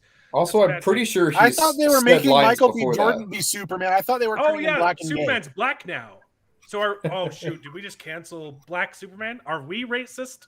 Are we canceled now? I don't think that's gonna happen. They're They're having enough problems. Michael B. Jordan is Superman. I think they're gonna do it. Yeah. I don't think the See, movie. I don't care if Superman is black. I don't care if he's Asian. I don't care if he's Mexican. I don't care. Just don't make him gay. Find your own gay superhero. Like let's. Well, it's Superman's son that's gay. But that's what I heard. They were doing Superman black and gay. In the I new thought that was version. Batman's son. Yeah, Yes. no, it's Superman's. I don't know. The son of Superman in the comics is gay now. Yes, I don't read comics. With There the son are- of Batman? the son of Superman is gay in the comics right now. Well, I And thought it's- Batman's son was gay too. I thought like Robin came out or something. I don't know. I don't know everything about comics. Yeah, Yeah. I don't keep Neither do I. any anymore. That's what I'm asking. We're a bunch of nerds. Sorry. One of the Robins is gay right now. I don't know which. There's like 7. Yeah, there's like 8 Robins. But that's a bad take. Superman's canceled because he didn't. He stopped. He didn't stop saving the world to time. Whatever. Okay, here's going. Rise of Skywalker. How powerful Ben Solo is compared to Kylo Ren. It's the same guy. It's the same guy. Shut up. Wow. Star Wars. How the Knights of Ren are different from the Sith. You mean the Sith were interesting and the Knights of Ren weren't? There Agreed. you go, buddy. Okay. Better Call Saul. Why Lalo is called that when his name is Eduardo? It's a nickname. I don't Okay. watch this show. Do you know how nicknames work? The character's name is Eduardo, but he goes by Lalo because that's a shortening of Eduardo in Spanish. Why do we call Richards dicks? That makes less sense. Well, it's It's 'cause they're true. dicks. It's but they're Have like you ever they're- met a nice Richard? I can think of Hey. one. Yes. Nixon. Yes. We've got Like- an Uncle Richard. That's Richards. Oh, okay. I'm sorry. I did not know you had a relative. He happens to be very nice. He is very nice. Yes. yeah. When I'm around my mom, who doesn't like swearing, and I want to say someone is a dick, I say he's a real Richard. And I don't think. That's good. That's good. Oh, one time I said that at high school, and a stupid kid was like, "I'm gonna do that to my mom," and he got on his cell phone right then, called his mom, was like, "Hey, mom, you're a Richard," and she was like, "Why are you calling me that? That is so rude!" Like, You're Richard. and I was like, "You idiot! Why would So you?" I do had that?" so in middle school, the gym teacher at our whole middle school was his name was Richard Holder, and True no story. one ever called him Richard, baby. Oh my gosh. That's but horrible. Better Call Saul's Eduardo Salamanca typically goes by his unexplained nickname Lalo. Your answer is right there.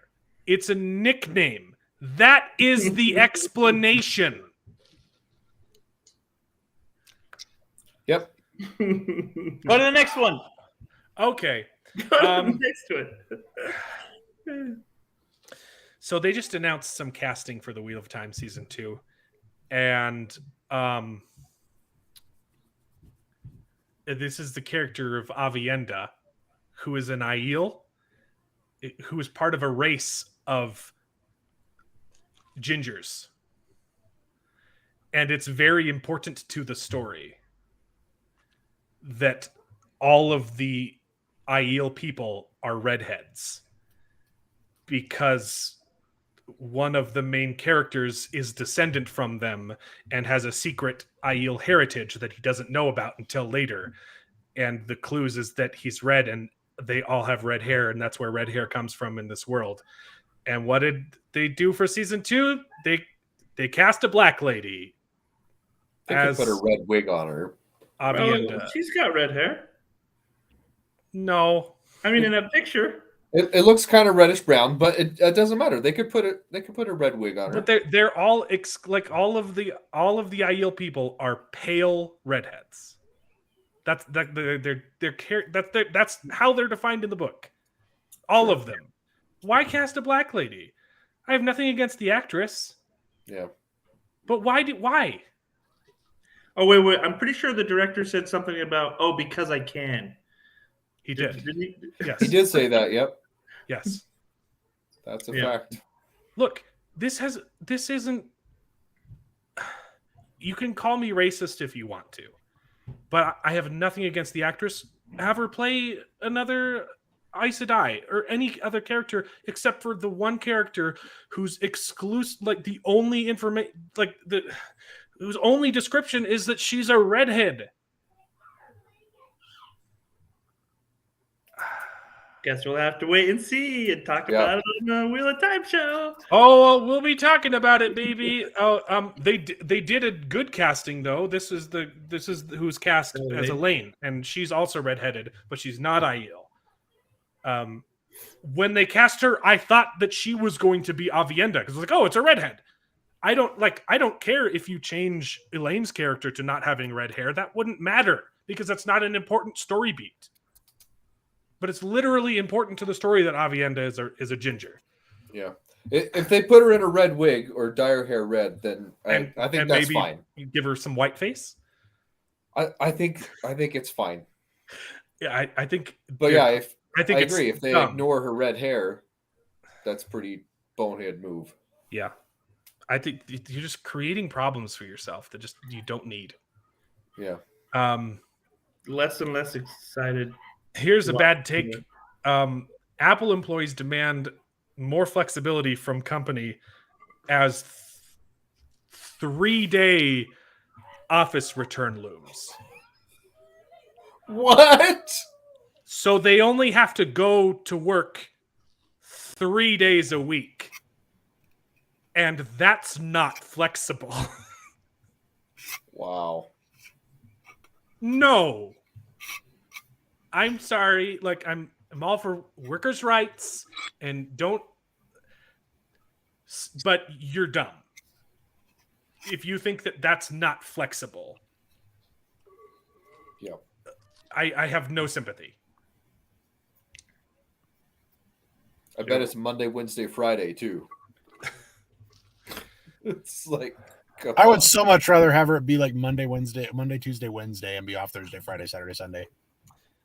Yeah, I would prefer grouping. Just go to work I'd 3 like- days and then have a whole like long weekend. This I'd like sounds Tuesday, this sounds Wednesdays. awesome. Tuesday, Wednesday, Thursday would be my preference. Ooh. Yeah, I'll do that. I'd do that. And I'm teaching summer school this summer, and that's my work schedule is Nice. Tuesday, Wednesday, Thursday. That's Yeah. dope. Nice. That's hey Tanner. That sounds like a really flexible schedule. it is. Oh man. Sometimes I lose faith in humanity. But you know what regains my faith in humanity? We're done with bad takes and now we're just to regular news. J.J. Abrams, Bad Robot, to produce a live-action Hot Wheels film. Oh no! Really? I don't have Don't anything. they have? I don't have they anything already to have say about 10 of this, but those like, called- I am down. I am down for a Hot Wheels movie, baby. Don't they JJ already have 10 of those called the Fast and Furious? Here's the thing. Look, Right? look, here's the thing. J.J. Abrams isn't good at like he comes up with intriguing ideas and he can never pay them off. But with what he is good at is doing flashy stuff, right? He's kind of like a slightly more sophisticated Michael Bay. I'm excited for this. Okay. I will go to see a Hot Wheels movie at theaters, baby. Interesting. Let's go. If this happens, if this does not get canceled, we are talking about the Hot Wheels show on Best Gen opening night, baby. Oh, Hot no. Wheels. You gonna pay for all our tickets? I'll go if you I pay. will pay for everyone to go see Hot Wheels. All right, deal. I will. Yeah. Okay. Hot I'm Wheels. so pumped. I'd love to see a trailer for that. Okay, Yeah, we got some it's jokes gonna be now. Speed Racer. We got some jokes. Elon Musk to buy country music for $89 billion. It's time to fix country music. You know, I have to say, it's not as bad as I thought it was. Country music. Sorry. How guys. dare you? How I dare know. you, sir?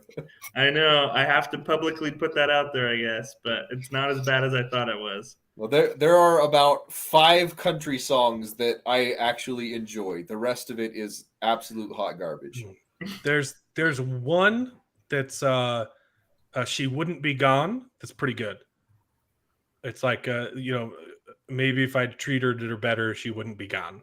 But the chorus of that one's pretty dope. And then I like Carrie Underwood's Before He Cheats, even though it's a ripoff of Bowling for Soup. It's still a pretty good song. Jesus Take the Wheel's always good too. Listen to Bowling for Soup's 2-seater. That's where Carrie Underwood got the idea for her song. Oh yeah, it's way better. It's better. It's so good. I'm having a hard time. Can you think of a good country song? Yeah, it was like Joe. It was Joe who? Jolene.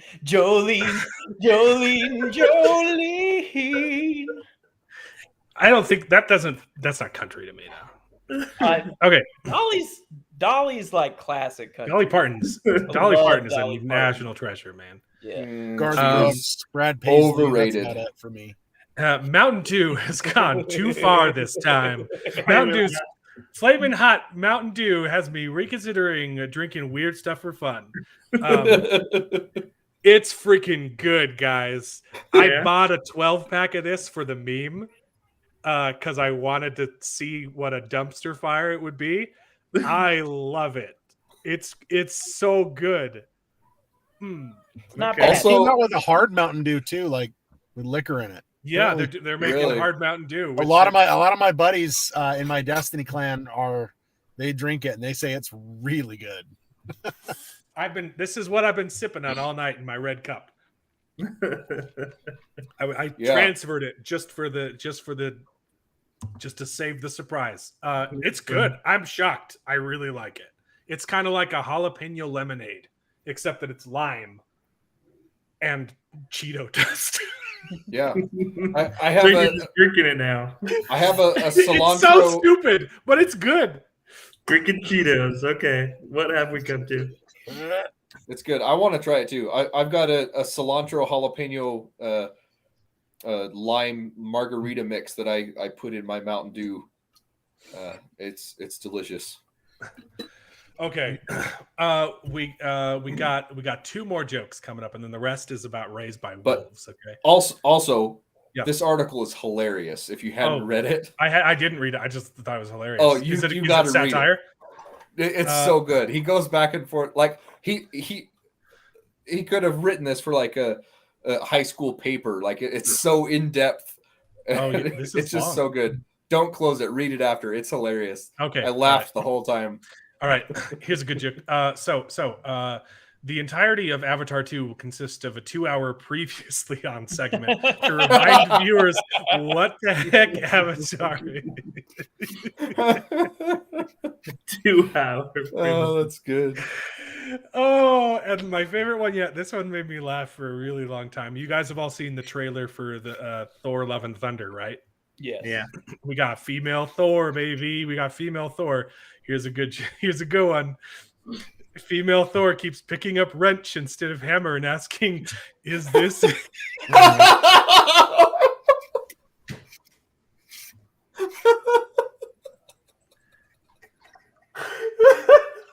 That's That's horrible. pretty good. Horrible. That's pretty good. Oh, All I know is that it's Natalie hilarious. Portman, and Natalie Portman's has been my celebrity crush is for it though? my life. The You scene- and me the both, scene in the Corwin. trailer Natalie Portman doesn't look like from Natalie the- Portman. To me, Natalie it looks more Portman, like her man. sidekick. Have you watched the trailer? It's Natalie Portman 100%. It doesn't look like her. It's Natalie Portman 100%. She got jacked, and she can tell me to do whatever she wants. Oh yeah.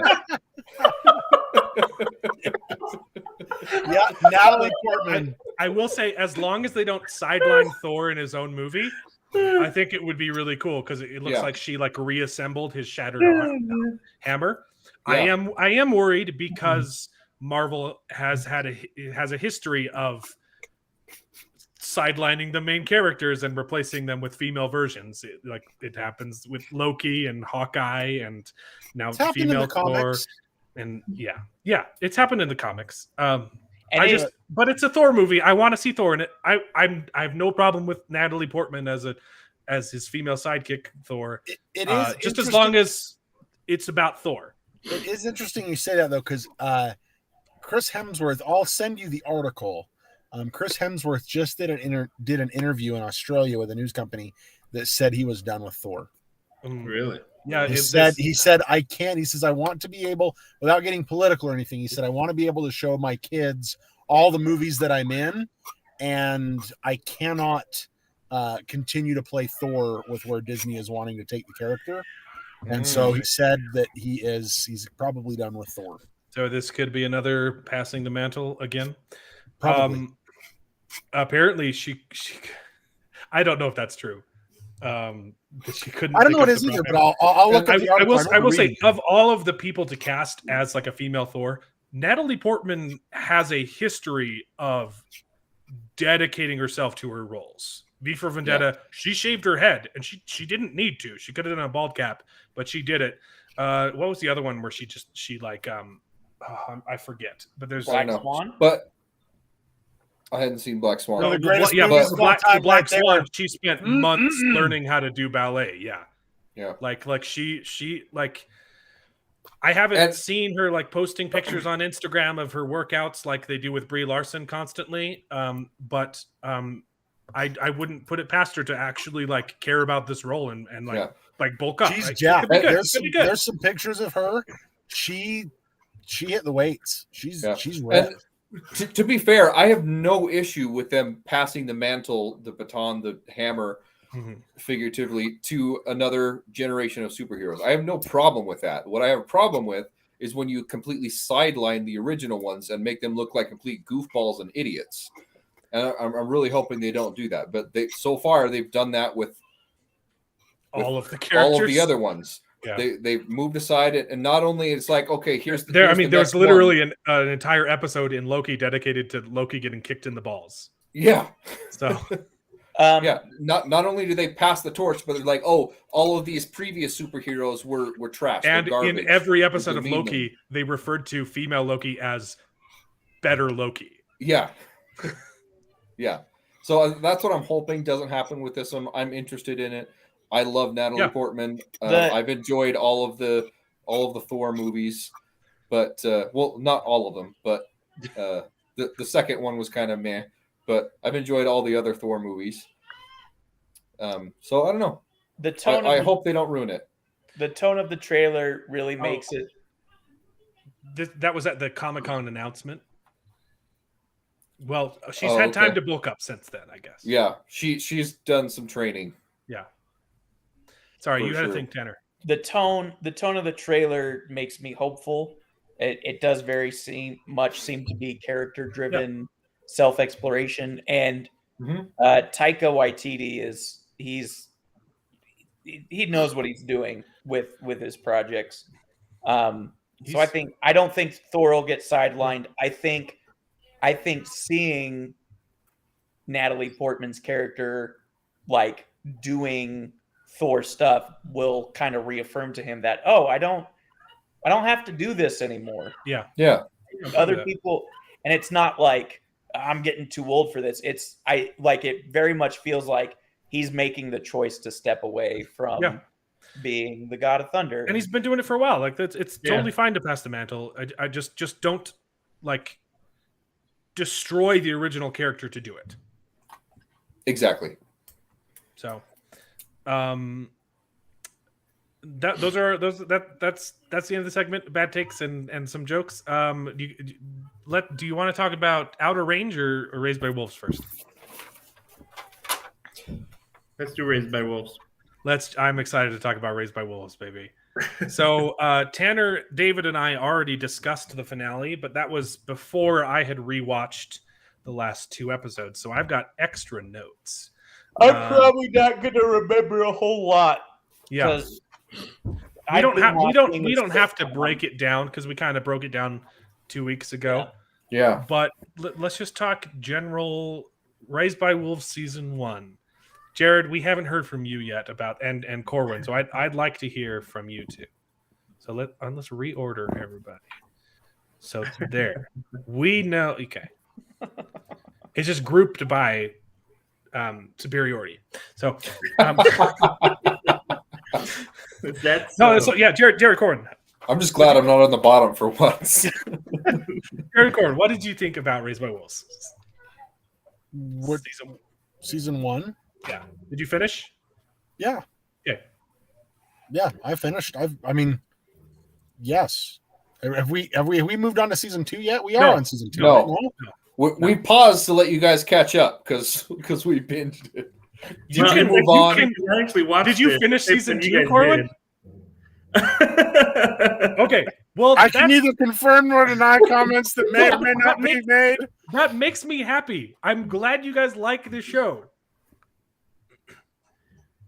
You're done. Are you done? Maybe.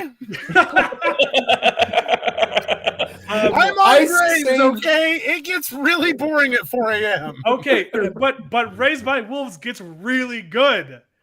Okay. It gets weirder, but it gets good. Yeah, it's still good. But the finale of season 2, right? Right? I mean, right? Okay. So, but season 1, what do you think about season 1? I'll let Jared go first. Okay, well, it was weird for sure. Like, first off, like, okay, so it very much feels like a baby, right? That's being grown, but you obviously there's clues that make you look at it and say, okay, like it probably isn't a baby, like a human child. Yes, there are clues. But you don't. Well, know what from it is the still. get-go, you know that it's not completely human. It's part android. It's a synthetic being because it's part android, part biological. Exactly, and actually, to that point, I don't think it really shows that with the final form, where this big old snake just like. Yeah, it looks more biological, but right? don't worry about that. I have not seen Dreamcatcher. I just pulled up an image and that is spot on. So I said it looked like a lamprey, but I mean that's exactly what it is. Okay, snake baby. Yeah, so it definitely has been a while since I actually watched them because, like I said, I was staying caught up with you guys. I just wasn't. Well, today would have been the day that we talked about the last episode. We just jumped ahead last week or 2 weeks ago because you were going to be gone for 2 weeks, and David and Tanner had both finished the series. So, well, yeah. So that's the thing. Like I've actually finished it a while ago when you guys had finished it, but. So I'm trying to think about what it was, and I can walk you through it. Yeah, walk me through it again real quick. Episode 8 is called Umbilical. It starts with is that when she finds the box where like she sees a vision of the box of the pentagonal box. So dodecahedron. They all separated. All the kids ran away from the Mithraic because they're nuts. And you've got 3 groups. You've got the Mithraic people who are trying to hunt down Paul and Sue. You've got Paul and Sue and the rest of the kids who ran away because Marcus be crazy. And then you've got Mother who ran off on her own because she's Pragos. Yeah, and she goes back to the Ark. So she's because Marcus was going to kill her. Marcus was going to throw her down the pit, and then a vision quest saved her. And Father, with his little pinky finger, not his pinky, his index finger, holds on to Mother until she can jump out, and then she runs off. Yeah. So it starts with them all separated. Mother has wonderful. Mother is trying to feed her fetus with blood and android blood. I forget what they call it, like life blood or something. The milk stuff. Blood. Yep. So she's literally like draining all of the androids of their juice. Yeah, Is, that happened in episode 7, and then episode 8, she's finding sources of blood. She's killed the which is why thing. she made the girl run away because she didn't want to. She was afraid she was going to kill her and drink her blood. Yeah. Yeah. So okay, so I guess my here's my thing. I still feel like it's definitely it's a weird show because there's just sure. like there's a lot of stuff where I'm like, okay, what are they trying to portray or what are they trying to show with this? Like, what's the point of the whole snake thing? Like, why is that important? I mean, like, why? I know, and this is probably something that's going to come up in season 2. But I'm like, Snake why? baby. Snake I mean, baby. obviously, snake baby. so what it seems like is that basically they've been played from the beginning, right? Yes. So from the very 100%. beginning, this snake thing is basically trying to, like, rebirth itself, right? Kind of. Yeah. Yeah, right. Like in a sense, I mean, it Yes. seems like forces have been in play since the beginning to get this snake to be born. yeah, because it seems like all of them are being manipulated in some way by this snake thing. So yeah, I think that was interesting that at the end you're like, oh shoot, like this snake has more. Yeah, I saw that.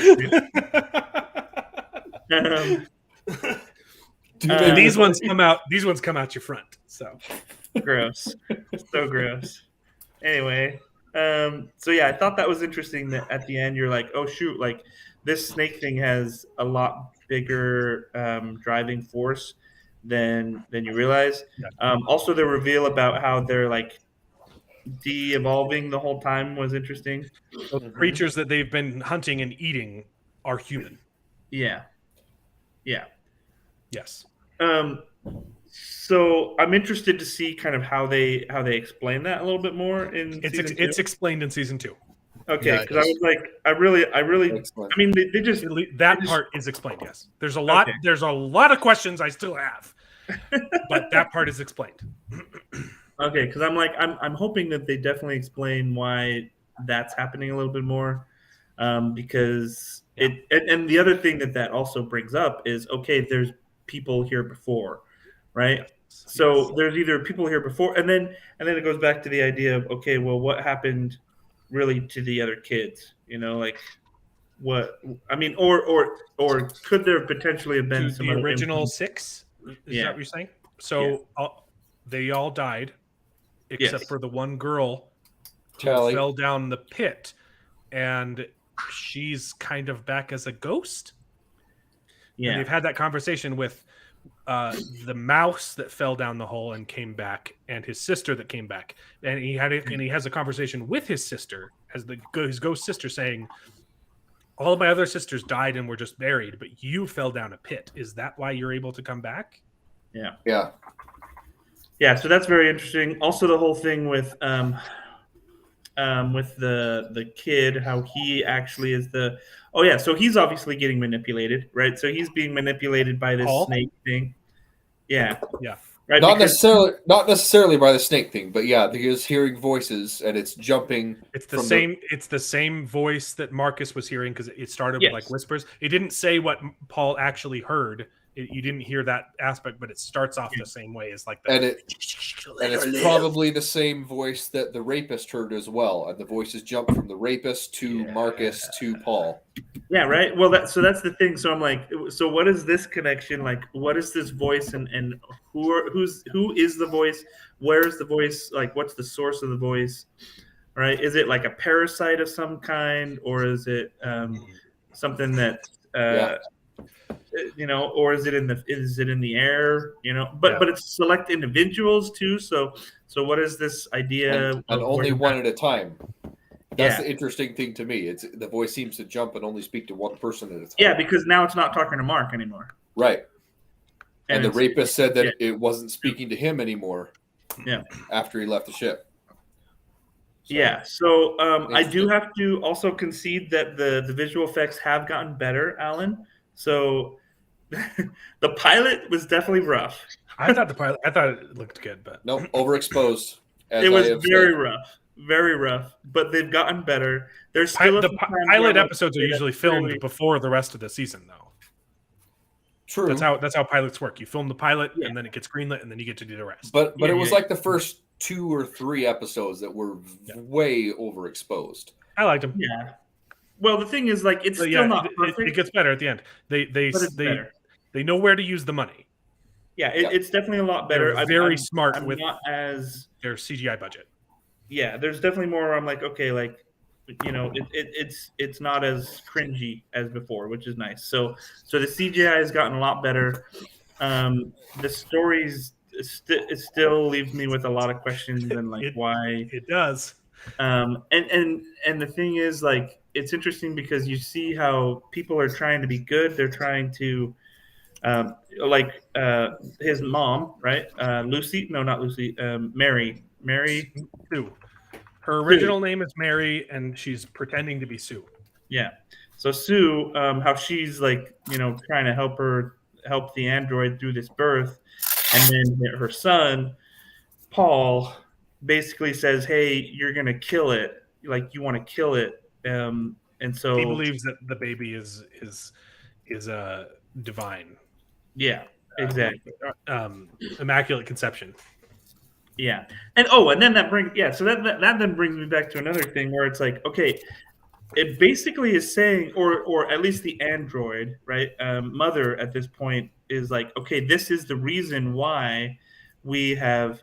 Yeah, that was gross. That was really gross when that started with that. I was like, oh shoot, That was a good cold open Yeah. for episode 8 shoot, or 7. I can't remember which one.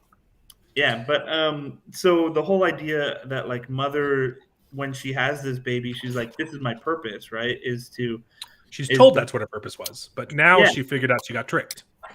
Yeah, well, that's the thing though, right? Because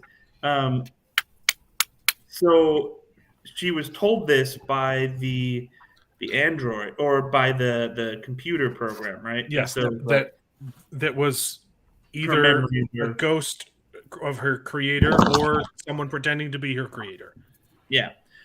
Right. And then yeah, so that whole thing where like and that's clearly, at least I think they're trying to intend that's kind of where the whole inception of the snake began, right? Is that like Yes, it That moment says in happened episode 9, yeah, during when the- when she interfaced with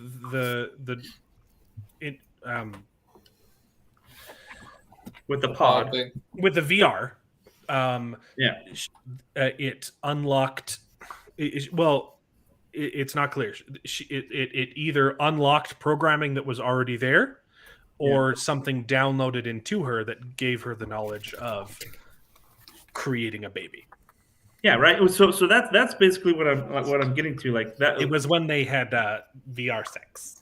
Yeah, that was weird. But anyway, so they but then that brings up the question, like, okay, so what happened then with this process, right? Like, was it then that like the snake, got in, or like you're saying, was that when her program kicked in, right? So it definitely brings up a lot of questions where I'm like, okay, what is the purpose of her as an android? Yeah. Where are they taking that in so future? she is a necromancer. And in a Yes. previous episode, there was very important dialogue when she was talking with the robot doctor and she discovers that she's pregnant. Yeah. They talked about the origin of the necromancers, and he says that in the Mithraic religion, their lore is necromancers are full of surprises because they use dark photons. And she's like, how come the people who created them, they're like, how could they not understand their own technology? And he explains that the scriptures say, I have it written down here, that they created the necromancers using Mithraic designs that they didn't actually fully understand. All they did was they followed formulas that they discovered were encrypted in their scriptures with no real understanding of the underlying concepts. The technology that powers you as a mother was a gift from Sol passed down from the heavens at the dawn of man. And then she says that's Mithraic propaganda. And he says, perhaps, but I only know what I've been programmed to believe. But of course, same goes for you. So Yeah. So there's a lot of questions for sure that I mean would definitely want to see how it gets resolved in season 2, because at this point I'm like, okay, now there's a huge giant snake. yes, So there was a lot of skeletons of those before. I mean, I'm assuming they're sort of the same breed. Uh-huh. I don't know if it's the same or not, right? So it's like, what's gonna happen? Is yeah, it the same we've seen snake skeletons before. Yeah, I didn't but even I mean, realize that. Wow. did they fly? I mean, are they the same sort of thing? I don't know, right? Yeah. I mean, I think we might be able to do that, but Well, here's Yeah. here's I have theories. I don't have all of the answers, okay? And I'm pretty confident that I know which theories I can talk about that won't spoil season 2. But what we do know is that the necromancers in particular are different from other androids, and there is something about their origin that is mythical that we don't fully understand yet. Right. Okay. Mhm. What that origin is, I think I know. Can't talk about it yet. But it's some kind of, it's almost like divine intervention. So the fact that necromancers were created from scriptures, and this like divine pregnancy was also like something not something that unexplainable is kind of goes down the same path for me. Does that make sense? I'm not explaining it very well. Yeah. I think I follow. Yeah. But there's clearly something else going on here, and we don't know what it is yet. Yeah. But the necromancers are special, and it could have been that she had this information all along. All necromancers have it, and it just got unlocked for her, and she got pregnant because the ritual that she sees. Do you guys remember that? Yeah, So- the one with the box. Yeah. Well, first off, she finds those cards, which were left out by the Fremen guy, the Neanderthal. Yeah. Yeah. He left them out, and she picks them up. And there's a lot of interesting symbols on those cards. You have one that has what appears to be mother and father and 6 kids. Yeah. And there's another one that's called the Soul Invictus, which looks like the symbol of soul, but it also looks like an egg and a bunch of sperm. Hmm. Do you got a screenshot? Or Interesting. snakes. Yeah. Okay, let me That's interesting. let's see if I can share this. So I think regardless, I'm So definitely. this interested to is see what it happens. looks like historically, the Soul Invictus, but the one on the card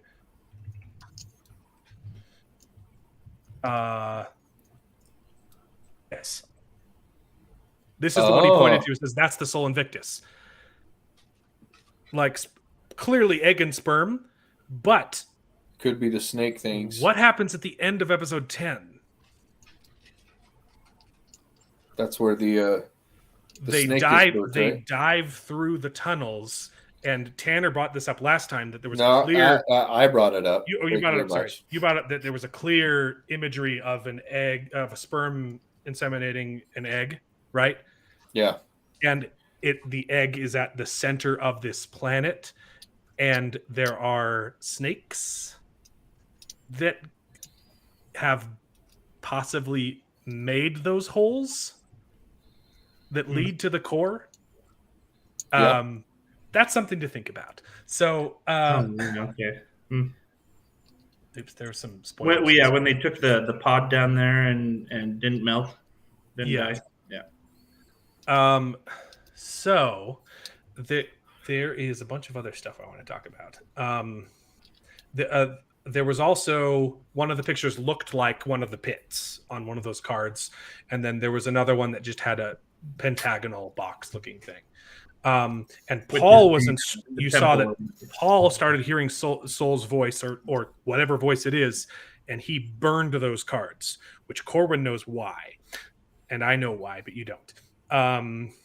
Am I going to And have to binge this whole second We also season heard now? the voice telling Paul to sabotage the lander. spaceship Yeah. so that they won't go to the tropical zone.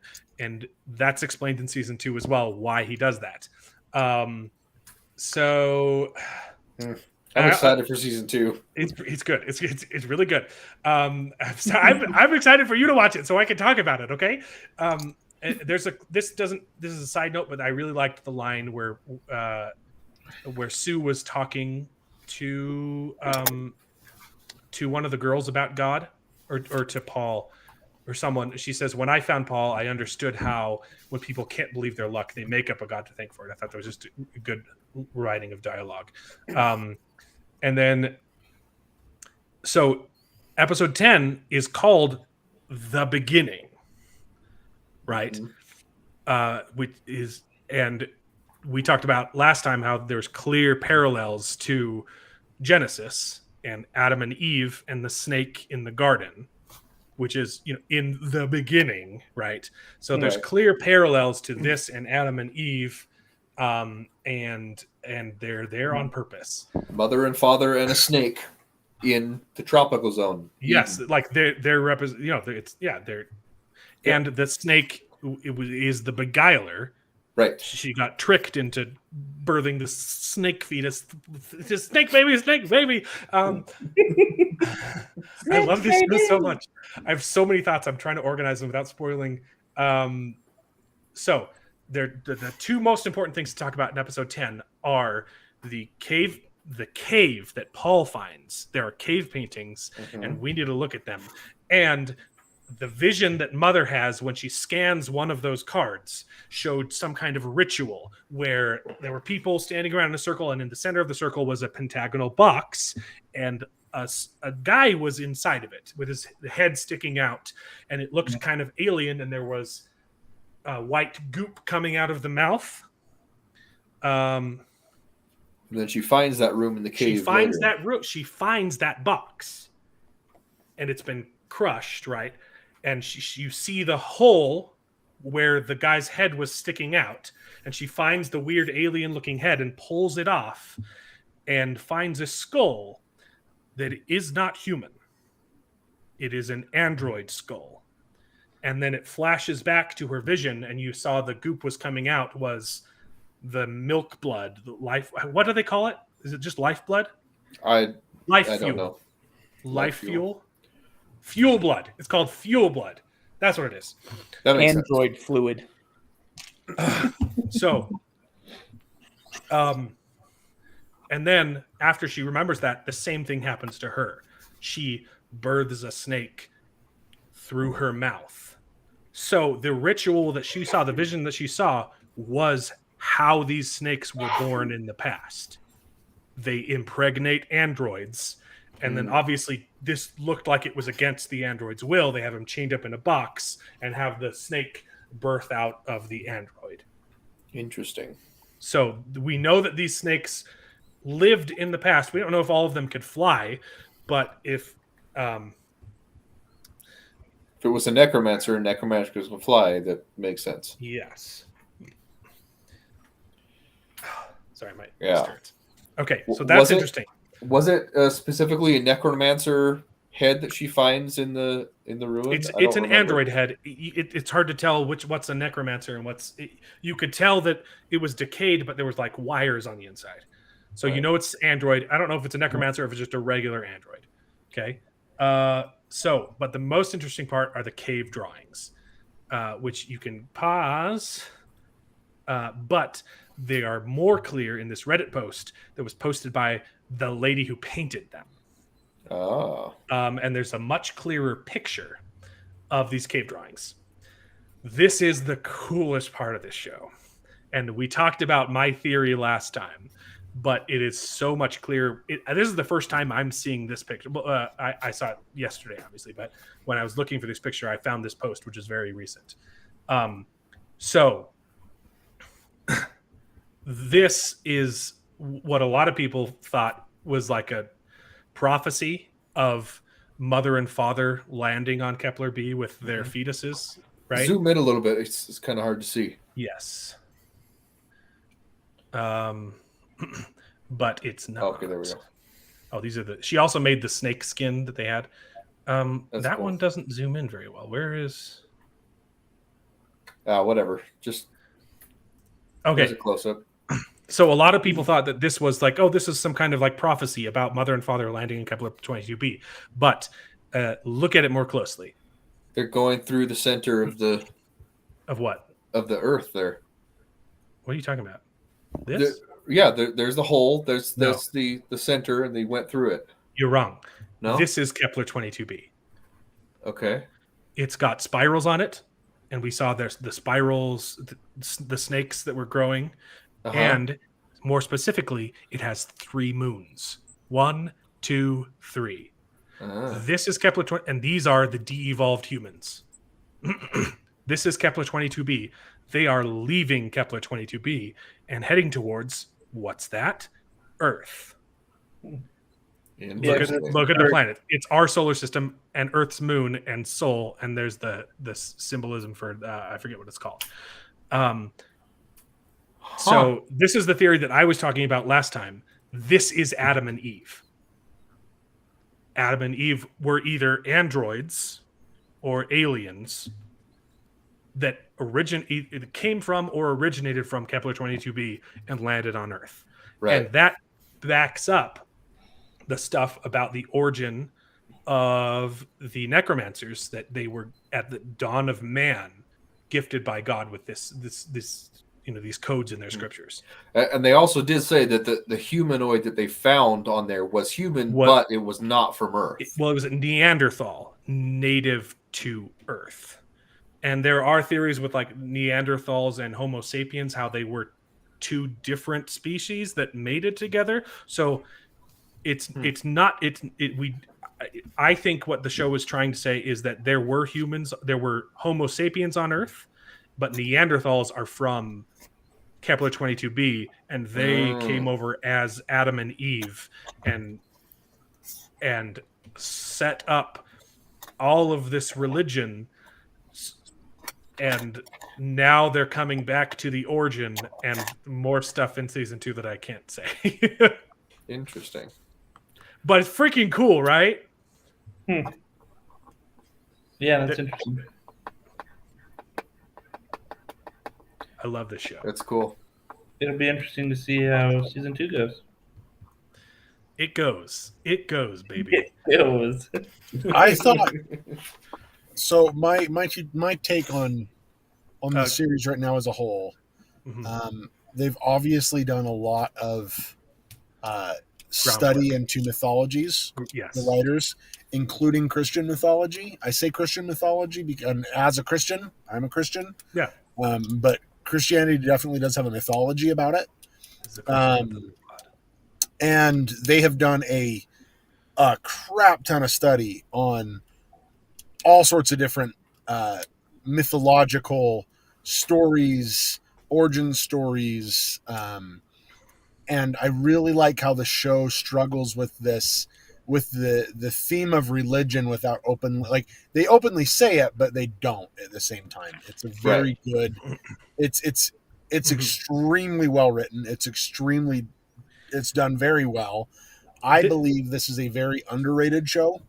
I don't know why it's not as big. I don't know why it's not much bigger than it is. Can you imagine if the people making Marvel shows like put this much care into their work? Yeah, they would with the budgets and all the stuff they have, or put like a 1/10 of this much work, care into their work. It would be phenomenal.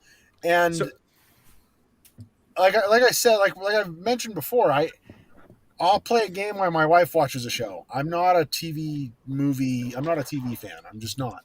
I grew up in a household. My parents decided not to have TV. We had movies and games and stuff, but we didn't have, I guess, like cable or satellite or dish or whatever you want to call it. So I grew up without TV. So TV shows really don't keep my attention for that long. And this TV show has. And season 2, I thought was even better than season 1. It has its ups, it has its downs. But like I was smiling because when you guys were like, "Did you watch it? Did you finish it?" Yeah, I finished it. I finished season 2 because I partially I forgot because it's been a couple weeks since I've been on. Then we skipped last week, And so you I forgot was where like, we were. Yeah. I forgot where you guys were. So I was like, shoot, I've got to watch it. And Sure, then I you got, couldn't have just Googled my YouTube channel and read the description of what episode we were on. I'm sorry, I got carried away, and it's really good. But yeah, they have put a lot of effort into writing this. It is not sloppily written. Are there parts where there's been sloppy acting? Of course, it's a TV show. Are there parts where the CGI hasn't been that great? Of course, it's a TV show. But as far as the writing in and of itself, something I used to love to do when I was in high school and early college is I did study a lot of mythology. I studied Christian mythology. Yeah. I studied demonology. I loved the concept because there is a demonology Christian mythology demonology connection. It goes super deep with like all the popes of Rome and the Book of Solomon, and I mean there's just some crazy stuff out there. And I don't know why I went down the rabbit hole for a year or two and studied it, and maybe it was because I was writing my own little books in when I was a junior, senior in high school, and then through college I was writing short stories and stuff. Never published anything. Maybe I should, but I did a lot of research before I would write anything, and I just went down the rabbit hole and I loved it. And I can tell that whoever wrote this stuff They care was so in that much. same mindset. They care so much about it that if it doesn't work with the mythology that even they're creating, but it doesn't go back to the base, like they can't connect the dots easily, Yeah. you can tell they just don't do it. And that's what makes this show well done, is the fact that it is so well written. I'm glad that you like it. And so I have thoroughly enjoyed it. Season 3 can't come. Have they announced anything on season 3?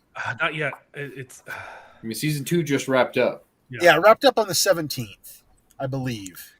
season 3 can't come soon enough. I know. Yeah, so season 3 really can't come soon enough.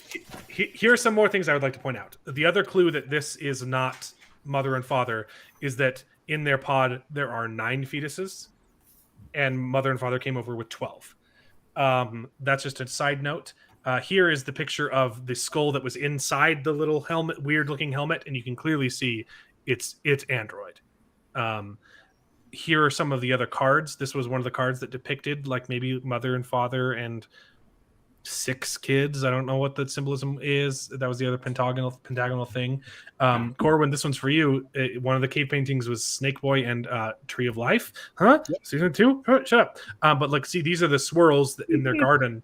Remember that were growing above the graves of snakes, and that's it's Kepler 22b, baby. Like I said, and all of the shots of the sky in Kepler 22b has 3 moons.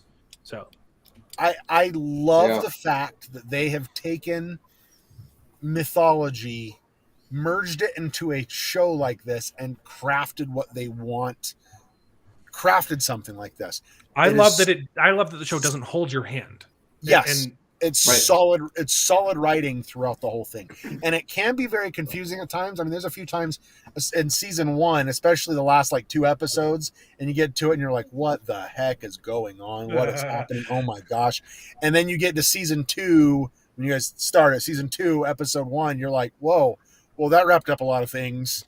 And then episode 2 comes along and you're like, "Oh, that wrapped up this back in episode 7 of season 1," and it's very well done. Also, I liked this comment. This is back to like episode 8 or 7 when she finds out that she's pregnant. She plucks her eyeball out and sticks it inside her so she can see the feet. Like, oh, it's cool stuff. That's my favorite episode. Is the one.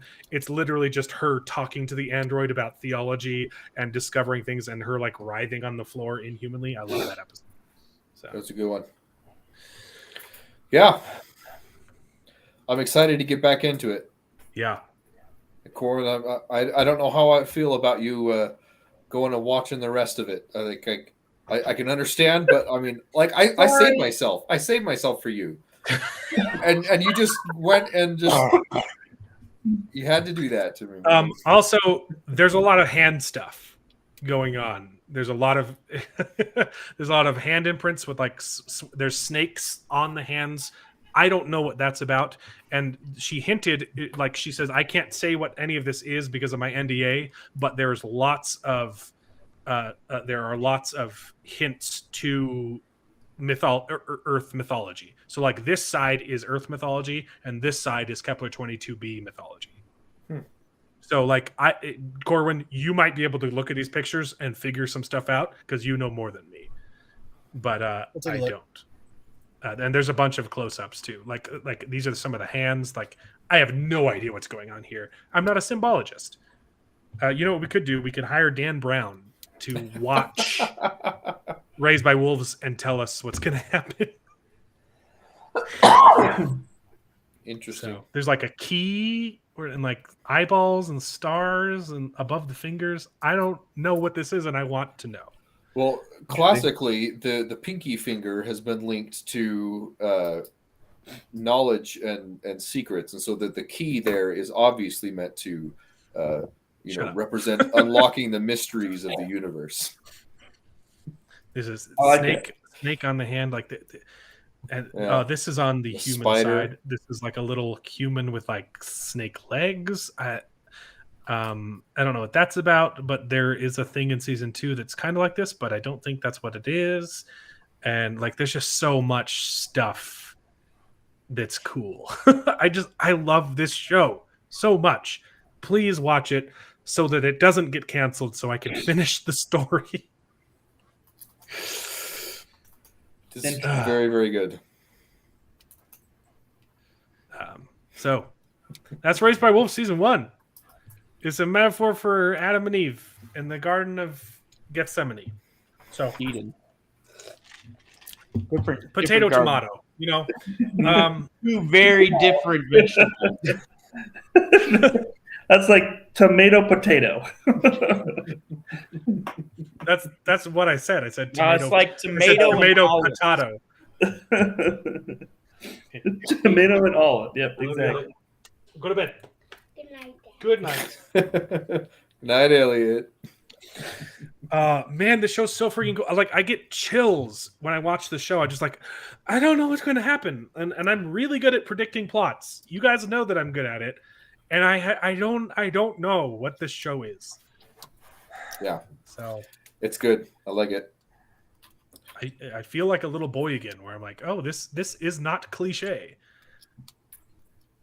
So, on a completely different note, I don't know if we're going to talk about this, but Yeah. I rewatched Arcane. Oh yeah. Ooh.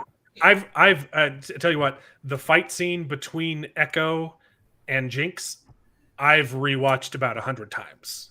Yeah, really good. So good. I have a theory that Vander, the Vi and Jinx Is Warwick. adoptive dad, is Warwick. Yeah, everyone knows that. Everybody knows that? What the heck? I figured this out by myself, and everybody knows It that. literally shows Warwick at the end of the season. Who is It Warwick? shows he's just another. He played character. Willow in the beast. 1980s movie Willow. That's Warwick Davis. Thanks, Tanner. Sorry, you're thinking of Elf, Tanner. It's a different. Oh, I thought he was in Leprechaun. No, I have this whole thing. I was like, wow, the Warwick theme from the game has actually played in Arcane. Yeah, that's old news, Corbin. You see, I figured this out by myself, and now it's old news. That's one of the last clips of the season. It shows Warwick's arm. Is this another character from the game that I don't know anything it's about? he's like a wolf guy. Okay. And you see that it's the guy doing experiments on Vander, turning him into Warwick. So, and then there is because I was like, I wonder if this is the case. I'm just talking about it for a minute. So I wonder if this is the case. I went into the game and I opened up a 1v1 scenario where I was playing Warwick and the computer was just playing Vi. And there's a lot of dialogue. Oh yeah, there's a dialogue between them. Yeah, but there's multiple dialogues between Warwick and Vi in the game. She talks about him fondly. Yes. She talks, and then he talks about her like who taught you how to punch, which we know he did. but he says it in a very sarcastic tone. Like when she hits him, he says like, "Who taught you how to punch?"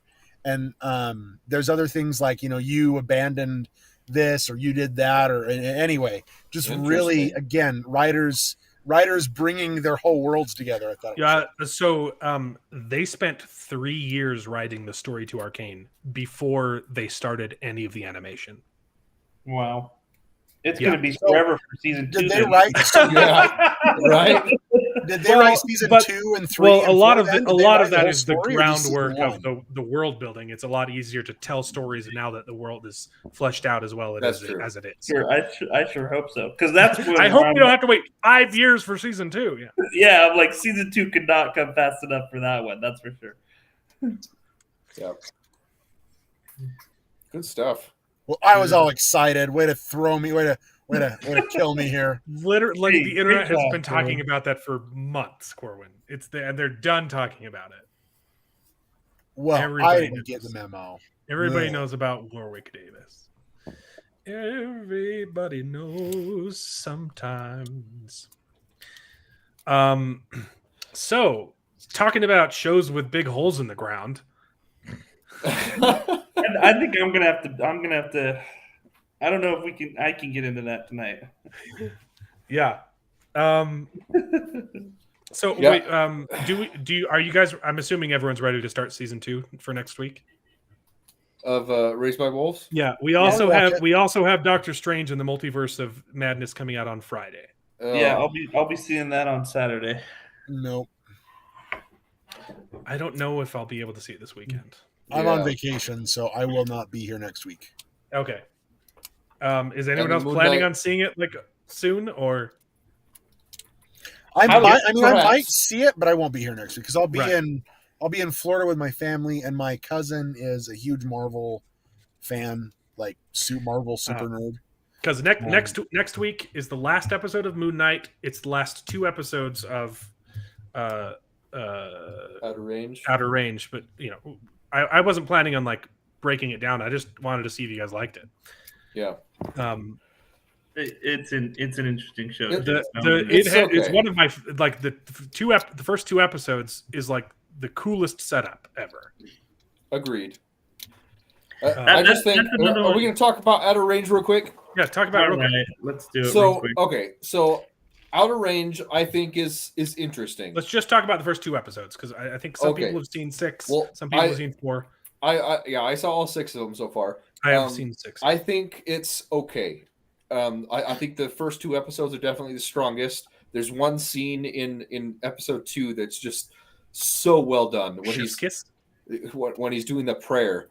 And he's just praying. He's like, God, there's a hole, and I'm asking you to fill it, and come down here and tell me what does all this mean? That scene is wonderful. Yes, that scene was so good. But I don't know. I think as a whole, I am, no pun intended. I'm not super interested in this show as much as Raised by Wolves or Moon Knight. No, and it's just kind of. It just kind of has vibes of lots of other shows that I've watched that are sci-fi mystery related, and they just kind of always fall flat. It's very reminiscent of other shows like Under the Dome is like one of the top ones that I started watching it, and it's kind of the similar premise. There's this town, and all of a sudden there's this dome. It's like this magical force field that's around the entire town, and it just happens. And it's interesting, but it just kind of falls apart and doesn't make sense the more you get into it. And I'm afraid that's kind of what the show is going to turn into. Yeah, it definitely could stop making sense, but so far it's pretty so pretty far solid. it's okay. It's all right. I think that the characters are interesting. You kind of rooting for them, but they're also not very good people. But I don't know. You mean the characters are interesting and complex? Yes, that. But I don't know. It's good so far. I think the first 2 episodes are great. The rest of them are okay. But I fear that it's just going to turn into Under the Dome, or Revolution is another one that was really good, and then it just I don't even think or season 1 of Revolution. Outsider. Outsider is another one. I actually liked most of Outsider. That's a more recent one. But there's just a lot of these shows that just have like this weird premise, and they're interesting it's at the first, mystery and then box. they're just not interesting. They don't deliver. I think that this show has thought it out, though. Time will tell. There are a lot of clues that it feels more fleshed out than a lot of the It's shows. just Obviously, I could be wrong, but I'm enjoying it so far. another thing that Revolution's we got can them. talk about this next week after the season Right. finishes up. But there's one thing that a lot of these shows do. Oh, Falling Skies is another one. It's I haven't seen that one. fantastic show, and then the end of it just gets kind of stupid. It was really annoying. But there's one thing that a lot of these shows do that I'm hoping this one doesn't do, but it's I don't know if I should say it because I think it's in Go ahead. It's fine. episode. Okay, so I don't know why, but all of these shows have something where like time gets warped and there's like a child that gets aged rapidly for some reason. I don't know why that happens, but it happens all the time. And so my prediction is that this girl, the hippie girl that is on the property, is his granddaughter. Yeah. Yeah. Well, see, episode 2 hit that pretty hard. Was it every episode 2 time that it did that? cut away from Imogen Poots, it cut to It the cut daughter. to her. Yeah. And it was specifically a scene where they said, "Who is she?" and it cut to the girl. Okay. I thought that was episode 3 that it did that. But yeah, that's one thing. 2. I don't know why all of these weird sci-fi shows do something like that. Under the Dome did it. Falling Skies did it. Well, hold on. Let me. She's not going to age rapidly. She's going to get shot into the past. Sucked in the past and come out. Because this is what I'm thinking is because specifically in I think I don't know. I don't know which episode this was, but in one of them, they talk about his past, right? So they talk about where he came from. Yeah, he just appeared on the farm when he was 9. Yeah, I think. Yeah. So they appeared that. So he just appeared when he came 9, through the hole too. Yeah. But they mentioned that he has a sister. So my theory, I never. Yeah, they definitely said that he had a sister. So that's my theory. I don't remember that. She is his sister that's grown up, and maybe went through this whole trying to follow him, and because of that is like has some weird memory thing. I don't remember him talking about his sister. I think you're right. I think it said he ran away from his family, and he said he ran away from his mom and his sister or something. Yeah. Yeah. Well, that could be in the past, But yeah, I think that he definitely came through the hole when he was 9, and that erased his memories. And I think that the daughter or his granddaughter, she goes on walks a lot on the mountain that kind of disappears, and she's going to get sucked into the past and turn into Imogen Poots, whose name I can't. River Boat or something. What's her name? Clarence Clearwater Revival. I think it is just River. She does better. Autumn nature, something like that. Yeah, I think you're 100% right. Well, and also the entire what she's been doing is getting really close to her father. She's just spending time with him. She's like, because I miss him, Well, see, because that's the thing. I think that's why she's getting close to him is because she's the sister, right? So she's trying to reconnect with her brother. Not to the main, not to the loyal son. She like goes and she just like hangs out with him. Oh, okay, yeah, I could see that. I could see like that. it's my dad, but it could be a sister, sure. Yeah. Yeah, well, there's obviously one of these characters is the same person. One of them is someone else in the show because time travel. The thing that I thought was interesting in episode 1 is when he's at the very beginning when he comes home and he's like lost time. He's like, it's like 7:00 in the morning. Like, no, it's like 10:00. It's time to go to church. Yeah. My initial thought was black holes, time dilation. Because he was closer to it, and so like because he looks at his watch and he's confused because his watch says 7, because to him it is. Oh, interesting. But for everyone else, and it hasn't happened since then. but there are lots of scenes where Loyal just disappears for the entire day. But when it goes to his story, he's only done like one thing. Yeah. You're right. So either he's moving through time slower than everyone else, maybe time has slowed him down because he has cancer and he's dying, and so it's giving him more time or something. Or if the proximity to the hole, time moves slower. Yeah, because he's touched the stuff on the hole. 3 times now. Well, I guess in the second episode 2 times now. Yeah. Of course, we feel the same way. Like I was getting scared that someone was going to hook up with the wrong person. Like, don't do the time travel. I'm your granddaddy. Yeah, Futurama, baby. Yeah. don't do time travel incest, please don't. Yeah. Although a show that did it really well, I shouldn't say. No. Dark? Anyone seen Dark? Oh, I've heard about that show. I haven't seen it. No. Oh, mama. It's in German. Yeah. That is one of my favorite time travel stories. Futurama did it the best. With if we're the dog? talking about time travel incest. Oh, was there incest in So- Futurama?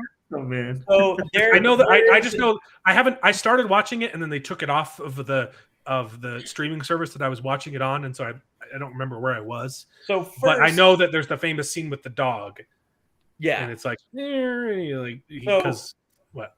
There's an episode He where doesn't have incest with the dog, does he? No. Okay. There's an episode where Fry Oh, sorry, that's bestiality. No, okay, Yeah. go on. Fry's taken off planet because an alien species is coming and basically feeding off of the entire Earth's intelligence, and everyone is getting stupid. Uh-huh. But except for Fry, because he produces a weird brainwave that makes him immune to what the aliens are doing. So then it's revealed that he produces that brainwave because he and some of the rest of the characters travel back in time to 1960s Roswell, New Mexico, where his grandpa is a soldier on the military base, and basically it's shown that his grandpa's clearly gay and not interested in having sex with a woman, and then Fry ends up both of those things? Yeah.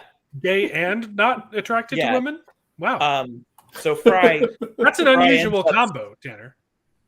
Fry ends up sleeping with his grandma, making him his own grandfather. Oh, okay. And because of that, Because his grandfather is a gay. Okay.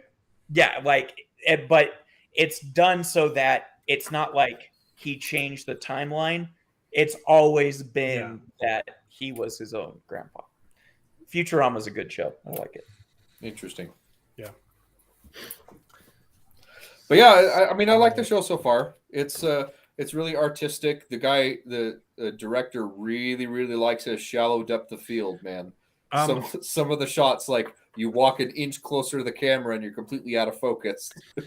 But some of the cinematography in this show is so well done. It's really good. I really liked it, the very opening sequence where he's going to the cattle or whatever, and then there's a weird noise and all the cattle just like look in the same direction, and it's just like it's really spooky and eerie. Yeah. And then that's right before he loses time. Yes. But yeah, it's really well directed. I'm interested. It's just I'm worried that it's just gonna kind of get too weird and not make sense and fall it's flat. hard. Like it's hard a to lot of these pull off sci-fi this shows. kind of show and keep it satisfying the whole time. Yeah, it's really easy to get too convoluted and then to drop the ball. Yep. Or to just realize that you can't keep all of the balls going, and so you just Ignore some. well, it's the same thing. Drop the ball. Like, okay, we're just going to focus on the two. Yeah. But yeah, it's interesting. But so far, it seems like it's pieced together pretty well. One thing I did note down though, in episode 2, I took a look because he goes on to Autumn's campsite and goes inside her tent, and she's got some textbooks there. and I wrote down the names of the textbooks. One of them is Heraclitus Fragments. Heraclitus is a Greek philosopher. Mhm. Okay, so that ties into the Greek god Kronos lines in the first 2 episodes, which is kind of cool. But then she's got One of them, Oedipus for Dummies. one of them is another Greek thing or something. But then the last one is modern quantum mechanics. Yeah. So she knows a lot more than she's letting on. Yeah. For sure. Time travel. My theory is Josh Brolin as an angry cowboy is fun. He is entertaining. And good. likes to go Every time I'm shirtless. just like Thanos. Yeah. Yeah. I just think it's a really interesting show. I was impressed with the pilot 2 episodes, and I think episodes 3 and 4 weren't as strong, but it was a lot of necessary exposition. And then episodes 5 and 6 like really kicked it, like sped things up and got ready for the finale. And I'm excited for next week. So Yeah. yeah. So do you guys want to start season 2, episode 1 for next week then? Because there's a lot to. I don't know. I think that's. I think we should wait 1 more week to get back to Raised by Wolves. Okay, let's take a break for 1 week. So tomorrow we're talking the finale of Moon Knight. And I'm sorry, not tomorrow. Next week we're talking Moon Knight finale, and so who is going to go see Doctor Strange? I'll try and go see it. You want to try it? I'll commit to seeing it if you guys want. I just don't want to force you guys to have to go spend money at a theater. Already did. It comes out Friday, so you'd have to do it like Friday or Saturday. So yeah, I'll go. Yeah, I'll go. I want to see it. So yeah, I hope they turn Scarlet Witch into a full-fledged villain. Yeah, I hope she is the villain of the entire movie. It looks like from the trailers that's what they're going with, but it might be an alternate Scarlet Witch, right? It might That not would be our Scarlet Witch. retroactively make WandaVision better for me. I agree. Because my problem with WandaVision is that she is the villain of the piece. She's awful, and she's torturing kids. Yep. And then the end of the episode tried to justify it all and have Natalie Portman's sidekick say, "People will never know what you gave up for them," and to the government official, like, you're going to jail for making smart choices, like and trying to stop this evil woman who was holding a town hostage. Yeah. So if she actually flips to a villain, I'd be like, okay, I like WandaVision now. Agreed. It looks interesting. You don't know how much she sacrificed, yeah. You know how much I sacrificed? Yeah, you don't know how much she put the whole town through. Yeah. Yep, for sure. We'll see. Also, I definitely do want to see it. What with the Quicksilver that was so? Oh, come on! Like, yeah, that bait. If you're gonna tease introducing the blow. X-Men and then make a dick joke, come on. Yeah, that's just trolling the fans. You might as well have called him humongous. Like, wow, I hated that. But yep. Yeah, I'm excited for Doctor Strange. It's Sam Raimi, which is cool. He's had to do a bunch of reshoots, which is not so cool because that's what happened with Spider-Man 3. No, that reshoots always happen. It's just not always been public information as much as it is now. Yeah, but I mean, it's still worrying. Sure. Because studio interference messed up Spider-Man 3 for Raimi. Right. So. Yeah, but that was. But it's also Sam Raimi. You know, like, I kind of still liked Spider-Man 3. It was okay. So I'm excited. It was okay. Yeah, me too. I'm definitely going to see it in the theater. I just don't know if it's going to be this weekend or not. But we'll see if we can make it happen. Okay. So we'll wait. We'll give a little break to Raised by Wolves. But apparently you guys have all already started season 2. Just not yet. Not I. I've gotten like 20 minutes into the first episode. Okay. How just can go you ahead. watch was like 20 3 weeks minutes of an episode, Tanner? Because it was like because I finished Because he's- 3 episodes of season 1 and then kept watching, looked at my watch and said, it's 12:30 and I have work in the morning. So it was 4 weeks ago we ended this show, and I started doing some editing on my computer, and 2 hours later I got a text from Tanner saying, "Snake babies?" and apparently he had to start season 2 after that to see, like, okay, what are they doing? Yeah. And then when I was like, okay, they've got a plan, then I was like, I can't watch this whole episode. I gotta go to bed. All right. Raised by wolves, snake baby. Yeah. It's so good. It's such a good show. Okay, so we'll see you next week. We'll take a quick break, let everyone get caught up, and then we'll start season 2. So I love doing the show. I love talking to you guys about nerdy things. Next time we'll talk more about computers. Yeah, we can talk more about computers. Just kidding. Yeah. Bye, Tanner. Did you just kick him? No, he left of his own accord because we started talking about computers. That was the joke. Thanks for tuning in. It's been a blast. Go get some sleep and go to work tomorrow and think of me. I definitely won't do that. I need to get better at outros to the show. So keep it spicy. Drink some Mountain Dew Flamin' Hot. I officially endorse it. It is a good drink. I like most Mountain Dews. I don't like regular flavor Mountain Dew, but I like all the flavors of flavors. One more thing about Raised by Wolves. Giant snake bones. Yeah, that is... So this is not the first snake baby. We saw in Visions that they were doing it to androids in the past. So there used to be lots of snakes, and I'm pretty sure that the snakes are the ones that bored the holes to the core, and that is literally the image on that card of the Sol Invictus of egg and sperm, but it's core of a planet snakes. Yeah, triple imagery there. Yes, it's good. Okay. Tanner's so salty sometimes. Yes. See you guys. It's been a blast. We'll see you next week. And my computer's back running. Bye. Bye, everybody. Bye.